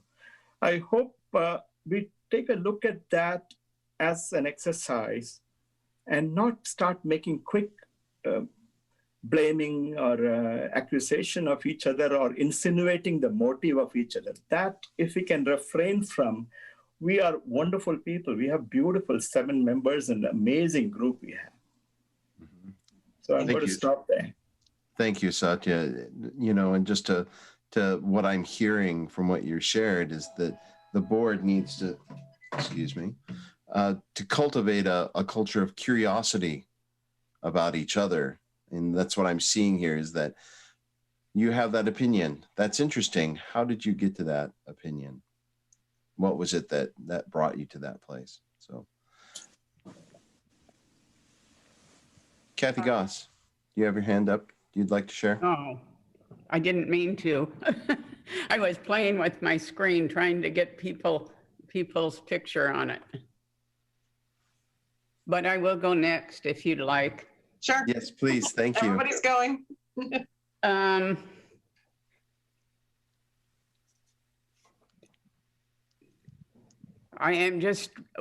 have a tendency to say things that I shouldn't. And I know that, but I'm going to say it anyway. So to me, this connects back to the very first thing we talked about this evening. And that was equality between people, and letting all people be just as important to us than those prescribed in a very narrow policy. And I don't think that's right. And I think about the kids that we deal with and what they go through. I mean, they have hate directed toward them over their weight, their size, their economic status, their skills in sports, perhaps handicaps, physical or mental. And I'm just not willing to pull out one group and say, if somebody expresses hate to you, it's different than if they express hate to the other people in the room. And I feel so strongly about that. That's what has stayed on my mind. And I think it fits into this. I like to see all students recognized for their handicaps, whether they're social or mental or whatever. And well, that's the way I feel. So I will say it, right or wrong. That's all I have to say. Thank you. Thank you. No, that's exactly what we're looking for. Who do we have left? I have, looks like Jesse and Sharon. Sharon, you're up. Well, obviously this is very, emotional, I think, for each of us. And I know we've talked about trying to move beyond emotions, but clearly there are things that, we need to discuss with each other. And I appreciate the opportunity, but going back to the question of what would it take for me to believe that my colleagues are on the board to support, all students. I think that comes back to the issue of there has been so much focus over the last 4, 5, 6 months on the board itself. And so I think one of the things that I need is for us to, at some point, get through a board meeting where we truly focus on the work. We focus on the needs of the students and the families. We focus on supporting the superintendent. And we haven't been able to do that. And I think, and I'm trying to put this into what we need versus, it being critical, but we tend to focus on the board. And quite frankly, we as a board continue to do things that bother the community, that cause the community to distrust us. And I think until we take some responsibility and some ownership over the, to use the word that we like to use a lot, until we acknowledge that we ourselves are causing some of the trauma in the community and recognize that and quite frankly, stop making excuses for it and address the underlying concerns that come to us from the community. I'm always this evening and the work that we did previously with OSBA, I'm excited by what I hear. I'm excited to hear my fellow board members talk about how much they value students and that we all want what's best for students. And I think if we could find a way to start board meetings with that reminder to ourselves, and not get caught off guard by, policies and procedures that come at us out of nowhere that seem to disagree with that. I guess the takeaway is we need to refocus on the students and the work and supporting the superintendent and supporting her cabinet and stop focusing so much on the board itself. It's not productive. Thank you, Sharon. Thank you. Thank you. Jesse? Yeah, 5 minutes was kind of a short time to put my thoughts into a concise manner. One day I will be very astute in my wording, but I'm just gonna, here's kind of what I wrote. I said I had 3 main things. One of them was being quick to listen and slow to speak. That would mean like listening to our community, our students, And that consists of being involved in our community, which would mean like listening to others instead of talking over each other, or thinking that we have it all figured out and lecturing others on our profound knowledge. I mean, we have a lot of strong leaders on our board, and that's awesome. We have a lot of people who do a lot of really good things and have a big role in our community. At the same time, when you have a room full of those people, it's important that we all realize that we don't have it all figured out. We're all people, you know, and none of us truly understands every aspect of everything. And so I think that if we're quick to listen and slow to speak, I think that would be one way of me being able to see that board members are trying and being humble enough, you know, to listen to others. The second one would be walking the walk. In the boardroom, it's easy for us to make big statements, but seeing action behind the words is important. So seeing board members walk the walk, that would be board members being active and engaged. We'll never have the opportunity to do the first one, which is listening to people, you know, if we're not engaged. You know, if I'm being completely honest, I would like to see our board members being more involved in our community, reaching out to groups or communities and cultures that you're not usually around, building relationships with students, with parents, you know, because by building those relationships, people will be more willing to speak to you, so that way you can listen. And I would like to see more of that. And then the third one would be having more of an outward mindset. And so I want each of us to grow, and I want us to be committed to the work of equity that we've been elected to do. We're going to make mistakes if we're doing the work right. You know, we're all going to make mistakes, and we have to take, you know, extreme ownership over them instead of making excuses. And if we're taking ownership of what we're doing, you know, and having an outward mindset towards each other, then it's going to create a culture to where we can have these conversations. And hopefully we wouldn't be in a toxic culture again. Thank you, Jesse. So I'm being mindful of the time. It's already 10 after 7, so I'm going to move fairly briskly here. Kristen, can I have the screen back so I can show this? Yeah, sorry. No problem. But before I move on, I just want to say thank you all for pushing into that exercise. This is hard work. This is really hard work. And I just really appreciate it. You're doing this on behalf of kids. It really, really does matter. So we're going to go right into another exercise that's similar. So initial question, what would it look like if every board member advocated for all students?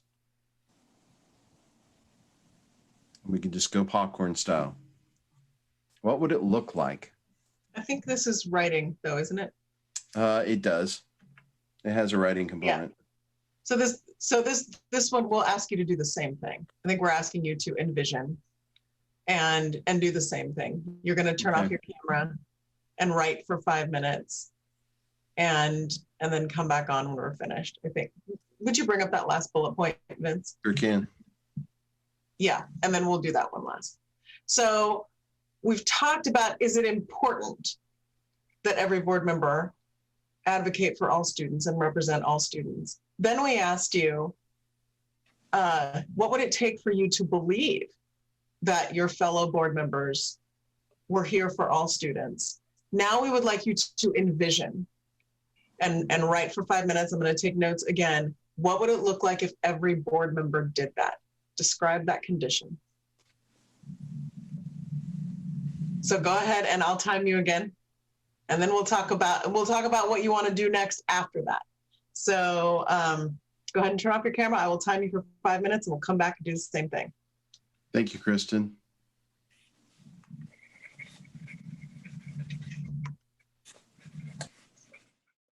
Who would like to go first? So the prompt is, what would it look like if every board member advocated for all students?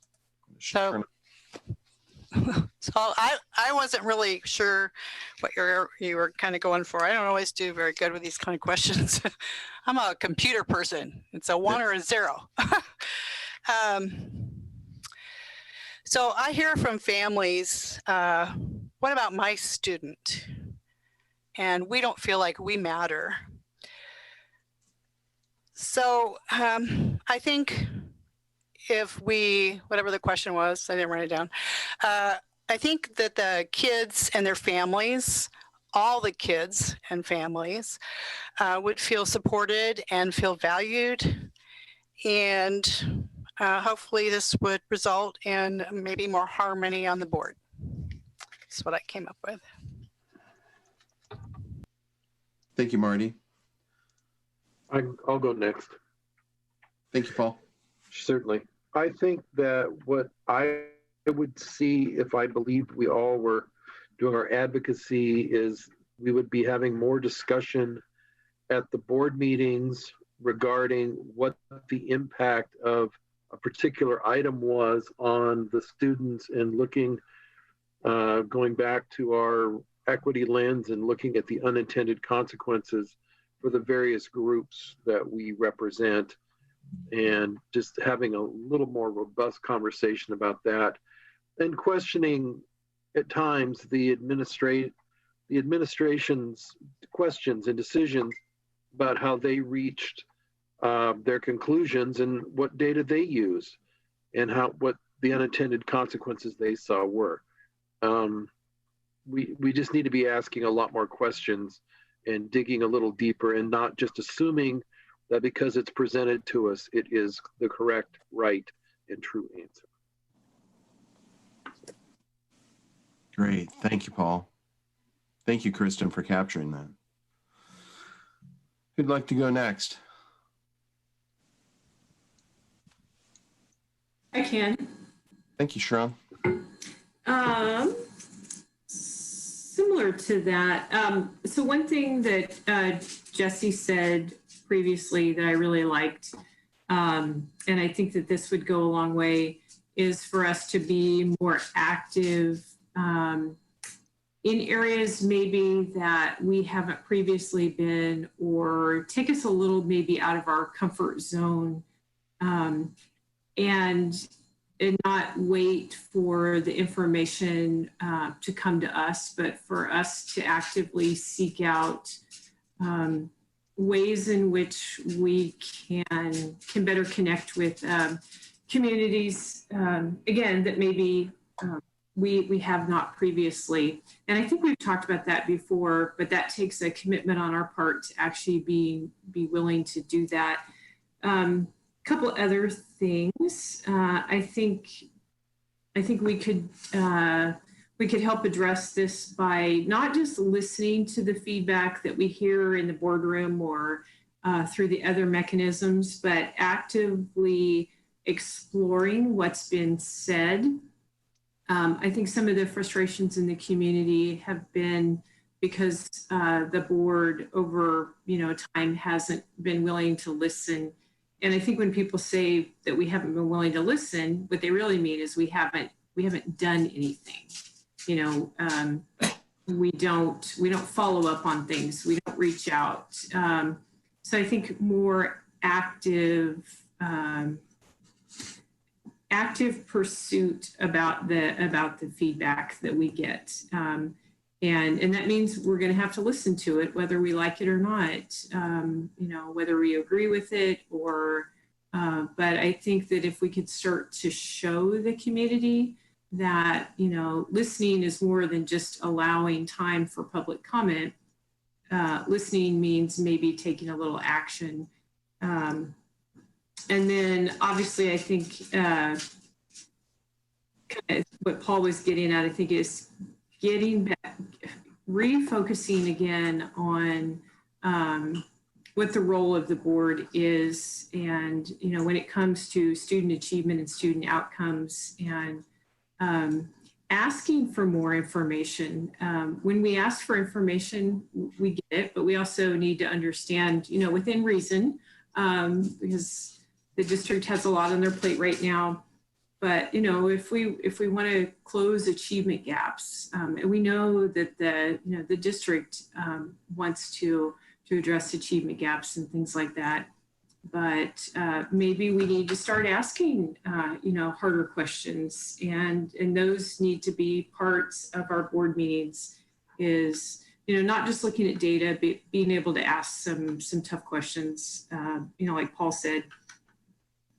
Definitely actively utilizing our equity lens. We have a document that the board agreed to use, and it's on a piece of paper. We can pull it out, we can look at it, we can ask the superintendent, we can ask each other, did we go through these questions? What are the unintended consequences type things? So I guess the takeaway for me is just more active participation. Thank you. Thank you, Sharon. Who would Also, like to? just a heads up, Superintendent Perry, I'm going to ask you to participate at the end of this, so be thinking, if you haven't already.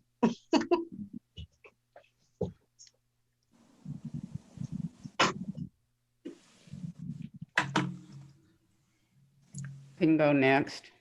Thank you. So the question was, what would it look like? And I think it would look like there were smiles on every board member's face, on the cabinet member's face, on the superintendent's face, and any of the kids that happen to be present would be happy about it. The parents in our usual audiences also would be all smiles because their kids came back home that day with a smile on their face. And it would go miles to helping the whole district. Thank you, Kathy Goss. So, Vincent, can I go? Yes, please. Yeah, I kind of asked myself, what would it look like if we all pushed the car in the same direction? This is a simple analogy. It's like, airplane or a nuclear plant. If we all flew in an airplane, we want to make sure the airplane doesn't crash and we safely land. So that's one outcome, zero crash. So what I call a zero vision. So zero dropout, zero suicide, zero bullying, zero school to prison pipeline, zero kids who just stop doing something so that they can do, or zero remedial education in the first year of college where parents are paying for whatever it is, right? So that is one, what I call the zero target vision. And the second important thing is we want to make sure the plane is checked, well checked, and we catch it before it takes off. So we need to be able to identify and intercept and get them the necessary extra help or way before the problem emerges. So that the need for juvenile justice system, need for law enforcement, need for all this correctional problem, what we keep talking about, goes away. So that is the end point. It's an aspirational, but we still have to work all our policies. Then ask ourselves, is all our policies, district resources, everything is designed around this zero vision? Equity is the heart and soul of public education. By that I mean is we need to adjust the resources, policies, practices, etc. in order that the opportunities are equal, outcome is the best for all children. So that's one thing. And the third important thing I would do is we will make a bold statement saying, let's focus on real issues that's going to make a difference in marginalized community, not something that makes them feel good, not something that keeps becoming a barrier to themselves coming out of their own difficult, adverse situations. And the real issues will actually narrow the achievement gap and eliminate the achievement gap. For example, STEM subject for girls, Black girls, Black students going through computer sciences, for example, or making sure by third grade, every English ESL student is proficient in English so that they have almost 100% chance of graduation. Those are the equity indicators we need to be honest, transparent, and open with the community and engage the community to understand why it is important, not to get distracted by anything else that keeps swirling and becoming a barrier in talking about real issues. That's my take. Few things. Thank you. Thank you, Satya. Jesse, have we heard from you? Not yet. Thank you. And some of the things I'm saying kind of fall into some things that have already been listed, but I'll just say it anyways because it's pretty quick. The first one, of course, if every board member is advocating for all students, we're going to see board members that are active and engaged in our community, not just in board meetings and on social media, because, a lot of times you hear people say, not just our board, but people in general, just because it's happening on Facebook and Twitter doesn't mean it's real life. And so being active and engaged in our community and truly building relationships. Second, I would say transparency. So we would have a culture where, where we can feel safe to discuss new ideas and dream of what could be instead of just what we've done in the past. And I think that's huge, especially because if you look at any system right now, this is something for me. One of the reasons I ran when I was younger, is because we see our systems fail our kids time and time again. And it's not the people. A lot of people have best intentions, but sometimes the way things are isn't working clearly. If you look at foster care, prison, any of our systems, right? And so we need to be willing to look at new ideas and new things, and not just focus on, well, this is what we've done in the past, or this is what other boards are doing in Oregon, because clearly, especially if you look at national rankings of education, Oregon isn't doing so hot. And then that part of that is taking a real look at our current systems that we have, kind of like, I think Paul said it, but making sure that they're fitting our equity lens.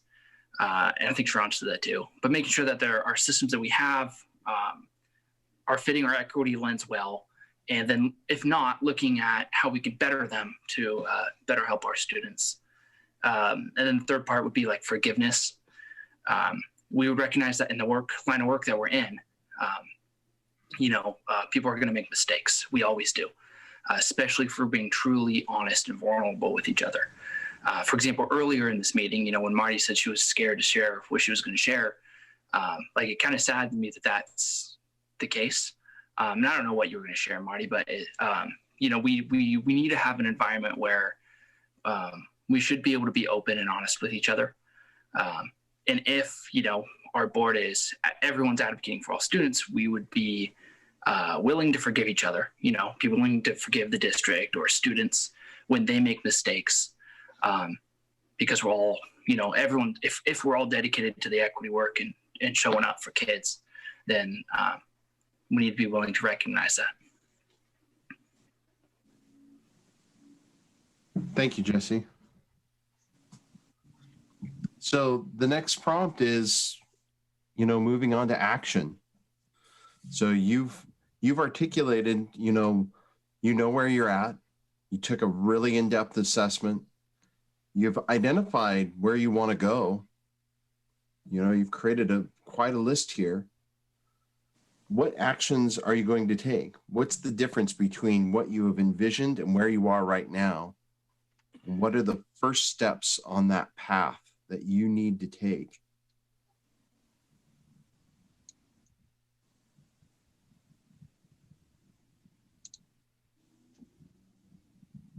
What do you want to do? Hey, Vince, maybe bring up the professional development path. Yep. That you. Oh, that means I have to drop your share, and then I'll. Oh, no, I don't want my notes. I want this. So so this was the pathway, the training pathway that we brought to you, and this was developed before even you had your first session. So coming into this, and at this point, I fully expect this to be recalibrated, but where you are right now. So the first step you took was you engaged in implicit bias training with Dr. Bryant Marks, which was amazing. And thank you for sharing that with, a broad section of other folks here in the state. I'm a big fan of Dr. Marks. And you've taken this other really important first step, orienting yourself in your work with a board self-assessment.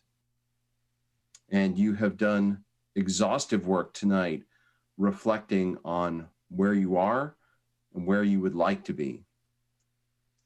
And so this next step is kind of where we're going as board development folks. We're thinking about what are the next steps? What are the next things that this team needs to up their game? And so as you're based on the conversations that you've had and the things that you've surfaced over the last hour, what are the steps that you see this board taking, in the next coming weeks, and what to do? And before we jump in, I do want to invite Superintendent Perry to weigh in on that last one too.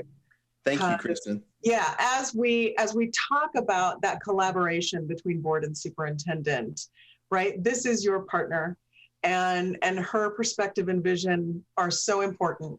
So what are your thoughts on what it would look like if every board member advocated for all students?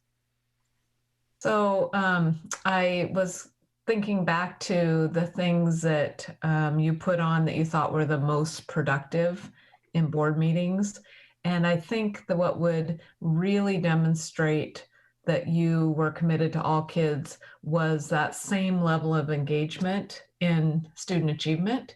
And I 100% agree with you, Director Kylo, around asking the really hard questions. Because I think that you see us standing before you wanting to answer them, even though at times we might not have all the answers. And I think I said in June, I said to you, let's not beat us up with an equity lens. Let's really embrace an equity lens and ask the critical questions as partners in this. And I think that's what really demonstrates that we've wanted to kind of review the results policy. It's really an outdated policy. We've been trying to work it for a couple years, partly because it's hard to know how to change that policy, but we really need a good partner in that.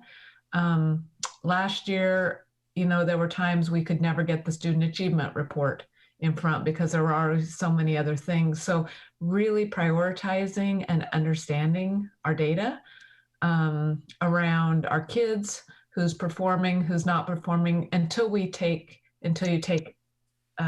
have a goal, you need to really understand where we are. So I think that persistence around our achievement and how our kids are engaging, I think are the questions right now, and that really demonstrates the commitment to all kids, and to get better at the questions around our kids that really aren't as successful, and ask those gap questions. Today I got a chance to look at some CTE data, and in our career technical education programs, if kids take at least one class in career technical education, they are about 88 to 89% graduation rate. If they take a course of study, they're 93 to 95% graduation rate. And so I just wonder, can you pop off some of those things? But what you don't know is the data I looked at today tells you that the kids in CTE mirror our demographics. So we don't have more white kids in CTE. We have the same number of, same percentage of our Latinx kids. We have the same percentage that mirror the population in the district. So that's the kind of questions. And then you think about our CTE strategy and what that means for graduation. Those are the sort of things we should talk about in the boardroom all the time. And when I say to you, here's our graduation rates for CTE, you should ask me, who are the kids in CTE? What percentage of our Latinx kids are in CTE? There's a question. So that's, I think, that really healthy conversation, and to learn to ask the really good questions around it. And again, I won't be perfect. I've said that all along, and neither were you. We just have to recognize that the more we talk and the more we have this sort of dialogue, the better we get at it. Thank you. Thank you so much for that. So this is where you get to plan forward. You've talked about what it would look like and what it will take you to believe. So how do you get there? What is that gap? How do you begin to close the gap between what it looks like? Because we do need to build that foundational piece of all board members sharing that commitment, having a shared vision and commitment. And then we get to work on the rest of it. But what can you do next to get there, to start getting there? Yes, Director Chandragiri. Yeah, a good start would be, in this role as a board chair, please ask me, call me, email me, and ask me so I can do my best to explain, or ask me what happened so I can explain where I'm coming from, what my perspective is. At least that way I'll get better at explaining the reasoning behind why we decide one way or the other. Yeah. Please do not assume anything about me without knowing me. Let me tell you my story. That is one important hope I have. If each one of us stop assuming each other's motive and ask to explain, that would be one practical way to kind of go about things. So when I go to the public, I can at least say this is how, 1 out of 7 or 5 out of 7 or 10 or 7 out of 7 voted, and this is the thinking behind it, so that public also has ongoing trust towards the board. And that will help me, one way, to represent the board better, rather than leaving me guessing what is the motive behind the other person. I'm gonna piggyback on that and encourage you to have those conversations in a public meeting. So one thing that you don't want to do is have those as side conversations, right? No, it doesn't matter. It can be in a public meeting, but yes. Well, and I an email or whatever it is, but explain why you're. Please don't assume my motive. I can very well explain in my email that can be shared among all 7 and superintendent, and I don't mind. But as long as, please do not assume. That's all I'm asking. And my suggestion really is you've talked a lot about trust tonight and public trusting you, and this desire I have heard from all of you, a desire to be understood and a desire to be heard by each other, even if you disagree. That's a healthy thing. You are meant to disagree at times, but I've heard from all of you a desire to be able to feel like you can be honest and not be punished for that. And I've heard that some theme of that from all of you.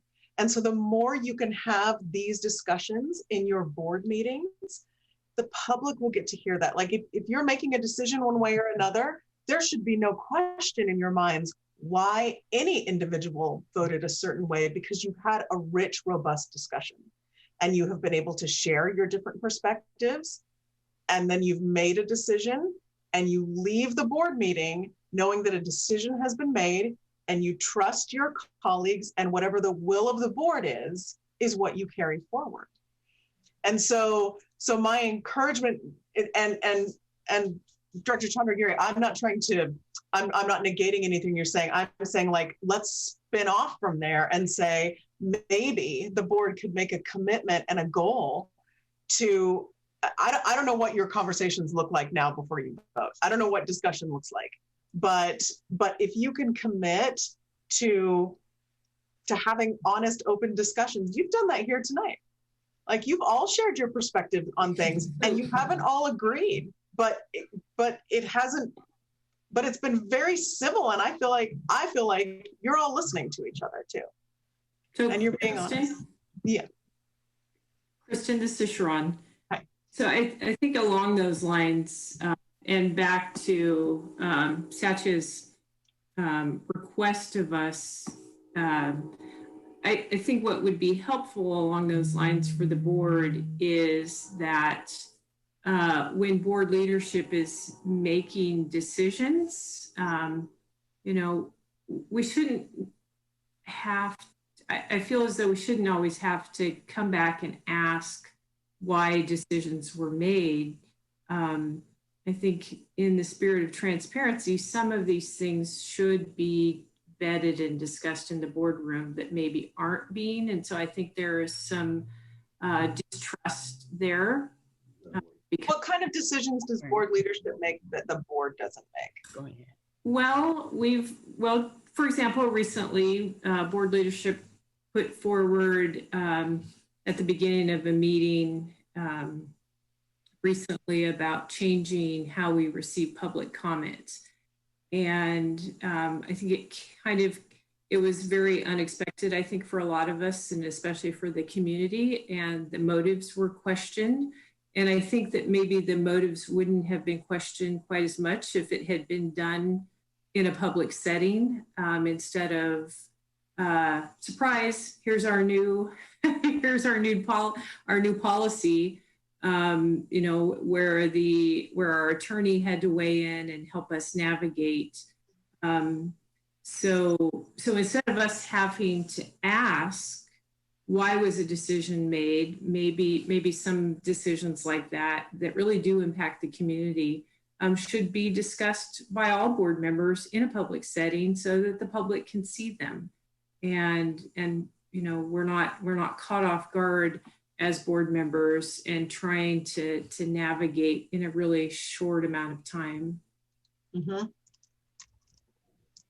So maybe re-looking at what kinds of decisions should be made by the whole board versus board leadership making certain kinds of decisions. And district leadership. Okay. Because not all decisions go through the board. Right. So Ms. Miles, this talks about an important component is transparency and accountability at the board level, which is what I hope we are discussing that. So as part of the transparency, as board leadership, we can commit that, we'll bring it to the public and we'll make the decision. Certain things are, of course, the agenda setting, only 3 people sit there, chair and vice chair and 1 extra board member. So, so that's how agenda setting is done. But having to bring it up in the community, in the public board meeting would be an actionable item. Then going through the process, I like Director Blasi's suggestion is to bring it to the public forum and we can discuss it. We can, if necessary, we can go through first reading, second reading, or then vote on it. That would be a transparent process. And so that could be a commitment we all can make is we'll be honest, transparent, and accountable. And we will, even if it is a data, we'll bring it to the public and let the public also crowdsource how to solve the problem. Yeah. So what I've got a couple of things up here. And first I want to ask for, because I'm not assigning you things. I'm taking notes, but before I send this to you later, I don't want to send you something that you were like, I didn't agree to this. So first of all, would there be agreement that that you would all make a commitment to ask for perspectives and that assumptions could be reduced? So I heard the other side of that as well. I think this is a 2-sided thing. Everybody provides more information, everybody asks more questions, right? The onus is not an either or thing. But on the question side, could you all commit to trying to say, you know what, I'm gonna lean into this, gonna ask a question because I feel myself going to an assumption. I could agree to that with one understanding. Okay. Is that to ask a question is not an attack, but a question. Because I often feel that when I ask questions, I'm being perceived as being threatening and attacking, which is not my intention at all, but that is the perception I receive back. Okay. So if I have that understanding from the group, then I have no problem with that. Because as it is now, I don't ask questions because I don't like that perception from the group that I'm just there to be nasty and mean and question people. That's fair. How does that sound? I see heads nodding. Yeah, and this is Ron, I think though with maybe do with just some self-awareness that sometimes the way in which questions are asked may be perceived a certain way. And so maybe just being mindful of how questions are asked, especially when district staff are asked questions. But I think that we could all commit to that, but maybe just suggesting that we also all be mindful of how we ask those questions so they don't come across as, unless they're fully intended to come across as accusatory or threatening or just sometimes just not very nice. So I think we could all be more mindful of that as well. I have a kind of an additional comment. I think we all have different levels of things that we're maybe more sensitive to than others. And maybe coming into it without assuming that somebody is trying to attack, and maybe their approach is just different. You know, I think we don't want to make any assumptions what the person's intention is, if that makes sense. Marty, could you explain it? I couldn't quite understand. I'm not sure if I can explain it And I or not. think, Maria, it makes sense. I know what you said makes sense. Yeah. I mean, so, you know, sorry, Paul, I'm gonna use it as an example. So you, it's okay. So just, you know, Paul opens his mouth. You can't assume he's going to say something disagreeable. We all need to give people or you know, I guess I should speak for myself. I will give people the benefit of the doubt that they don't mean it in a disrespectful or mean manner. Sometimes, like an example is something happened in a meeting, and certain people had certain feelings about what had happened. I had somebody else watch the video of the meeting who had no personal feelings about any of the people in the meeting, or really didn't know the people very well, and they didn't see a problem. And so I think, you know, I personally, and probably most people come in with their own set of, I guess it would be kind of a bias in a way, or how we think somebody's going to be behaving or acting if they ask questions, and that's not necessarily true. And to try to look at it kind of, give me a computer, to kind of take a step back and look at it in a more clinical way instead of an emotional way, maybe is what I'm trying to say. I think we're quick with our emotions, and we need to look at it in a more clinical way for the substance of what's being asked, and not all the emotional part. Good luck figuring out what I just said. Marty, thank you for clarifying that. So if I take home messages for me, don't be quick to judge, be non-judgmental. The second thing is, don't take the statement or the situation out of context and then interpret it based on perhaps my own implicit bias. I shouldn't interpret your statement based on my own bias and take it out of context. Thank you for sharing that. You know, that is a huge step if we can do it. I tell you, it will make a difference for me as a chair sitting there and saying, you know, that way we are not constantly fielding these questions and reacting to it. So if I really ask all of us to please agree to that. And I think another way to look at this is, and this is, for me, this is easier said than done. But like assumption of positive intent, right? And that's kind of what I hear all of you saying is that, and I know that takes some work to get there, but again, I think this is a two-sided thing. And also I just want to stop and say, you're talking about this. This is a big step. Not every board will even do this. Not every board will come to the table and engage in this conversation. This is a good step. I think that there is on one side, okay, I'm going to commit to positive intent. And on the other side is, and I'm going to look at the impact I have when I ask a question, because maybe my intent as somebody with a tone, I have a tone. I know what my intent is. It does not always match my impact. So again, it's a two-sided thing. There is the assumption of positive intent side, and there's the self-awareness of how we may come across in certain situations. So I think if there's commitment on both sides to those things, you make a lot of progress really fast. Yes, Dr. Goss.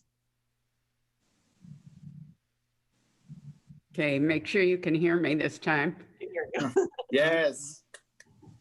So my commitment is kind of a shared one, and it's pretty mechanical. I absolutely detest virtual meetings. And I'm the oldest of the group at 74, and I'm the most at risk of the group, and I vote we meet in person like we have in the past. This virtual stuff gives you no time to figure out whether you've misunderstood someone, or you need some more clarification, or you've really irritated them and you're unaware of it, or maybe you did. And I can say that's exactly what I meant. Whatever, the lack of humanity in meetings, I think, is hurting us a great deal. I'll wear 2 masks and whatever you want, but are we doing this solely on the governor's solution, Christy? We have, the problem in the boardroom is related to the layout and the ability to safely social distance and have it seen on TV and allow the public. So it's a capacity issue. If you as a board say, nope, this is the most important thing we do, then we figure it out, but we'll have to put those sorts of restrictions in place. So we've kind of mapped out the boardroom to see how we could do it safely. But again, we've got to get CCTV in there, make sure we're mic'd, all of that. Christy, as a follow-up, can we have like a hybrid? Could we have this part of this conversation maybe at a different time? We've got OSBA that has. Okay. I'm sure that's why. And you know what? That was my suggestion. We get questions like this all the time. I think that'll be a board level decision and probably not something we can ask for a commitment tonight. But I'll also let you know that we get questions like this all the time. So feel free to call us during the day and we can talk through that. Yes. The only one I have to talk through is Christy and the rest of the board. Thank you, though. All right, I want to ask you in just the couple minutes that we have left. Oh, I haven't gone yet. Oh yes, please, Jesse.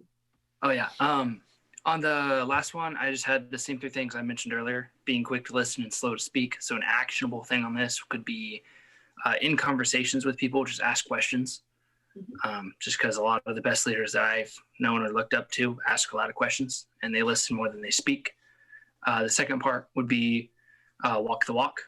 And so like a good example would be if we could all commit to attending a community event that we're not typically involved in. I think that'd be a cool step. And it's easier with distance learning because they're all online. All you have to do is hop on a Zoom call. And then the third one would be, with outward mindset, I would say, don't make excuses, give a real answer. So like a good example of that would be, instead of saying, oh, I'm late because traffic, blah, blah, blah, blah, just kind of own it and not make an excuse about it. Just, I'm late. And then just work towards not doing it. So what about those 3 things? And that first one goes along with everything else you've talked about tonight. More questions, more listening. Is that something you can commit to as a group? I feel like you've already committed to parts of those things above. What about asking for a commitment to attend a community event? Could everybody? I'm good with that, but because of Zoom, we need an invite. Mhm. So if I'm given an invite, I've always, in 7.5 years, gone to everything I've been invited to. Okay. So I don't have a problem with that, but we need to get on the invite list. Okay. So provided that could happen. you I could think we all- also said that we could be more proactive about in getting ourselves invited to something that maybe we wouldn't traditionally have. Mhm. You have to know about it to be able to engage in it and get invited to it, or know about the groups or when they meet or who you contact.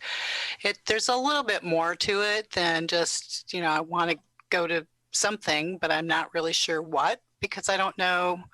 At one point I was hoping to go to some parent-teacher meetings.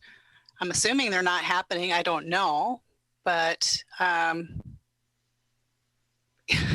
the only thing I know about is McKay's Booster Club, and whenever possible, I attend those. Beyond that, I haven't had anybody reach out to me, and I wouldn't know who to reach out to. And so not everybody has the same connections as everybody else.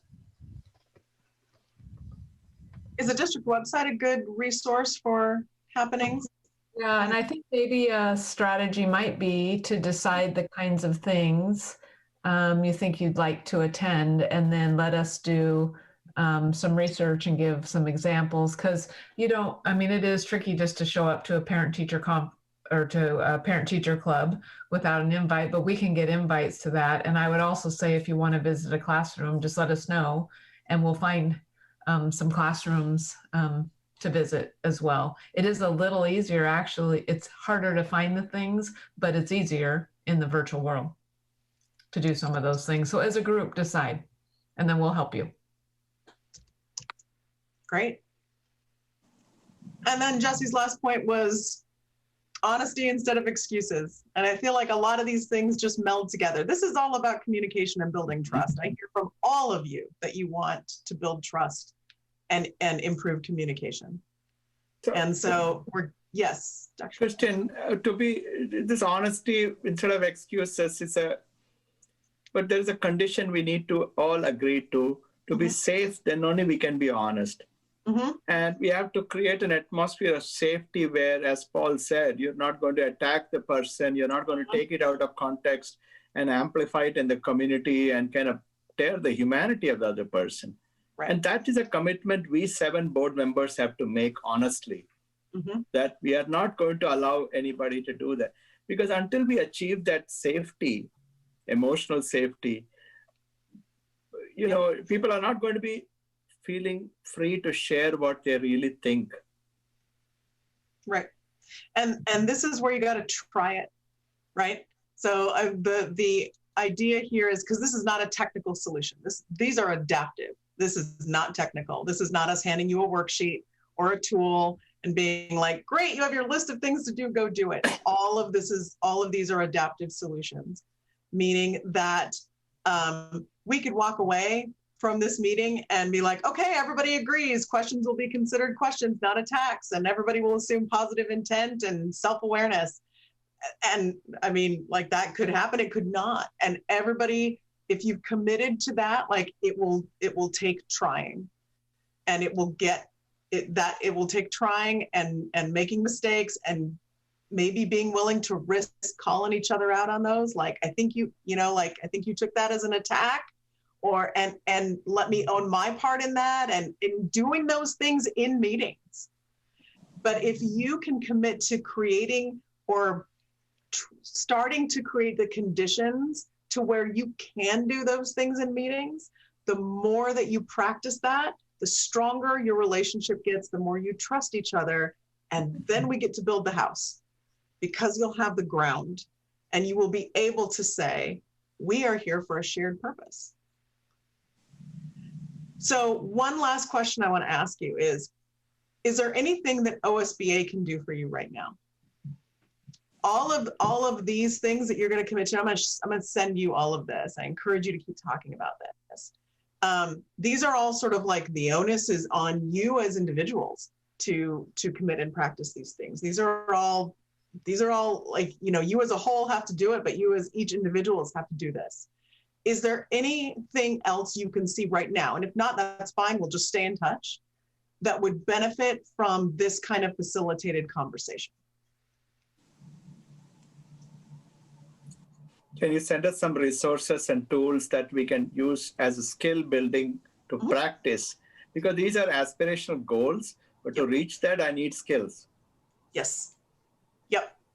Yes. And I mean, and this is the thought as I've been listening to this conversation, that these are wonderful commitments, but operationalizing them can be challenging. And I'm really struck how a lot of these commitments that the board has just made are embedded within Robert's Rules of Order, that making sure that everyone is heard, that everyone is respected.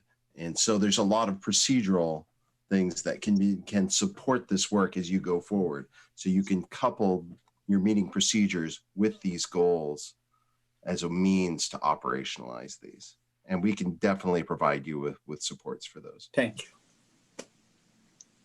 Jesse. Well, the really cool part about OSBA is that OSBA is a part of every school board in the state. And so I'm sure we're not the only school board that you've done these assessments with. So while the actions that we came up with were our own ideas and our own thoughts, is there anything that you see that could be like a pretty big one that people would bring up with, given our situation, that you think would be a good one to add to the list? So why don't we do this? I know we're over time, and I really want to be sensitive of that. So Vince and I are going to debrief tomorrow, and we will put together a packet of resources for you, as well as some examples of the kinds of goals and stuff that we have seen from others. And we may also have some suggestions on maybe where to go with your professional development next. And what we'll do is send those things to you so that you can go rest tonight and then think on that another day. But yeah, we are happy to follow up with you in very short order with these things, because we want you to keep that momentum too. Yeah, and can I just offer one idea too?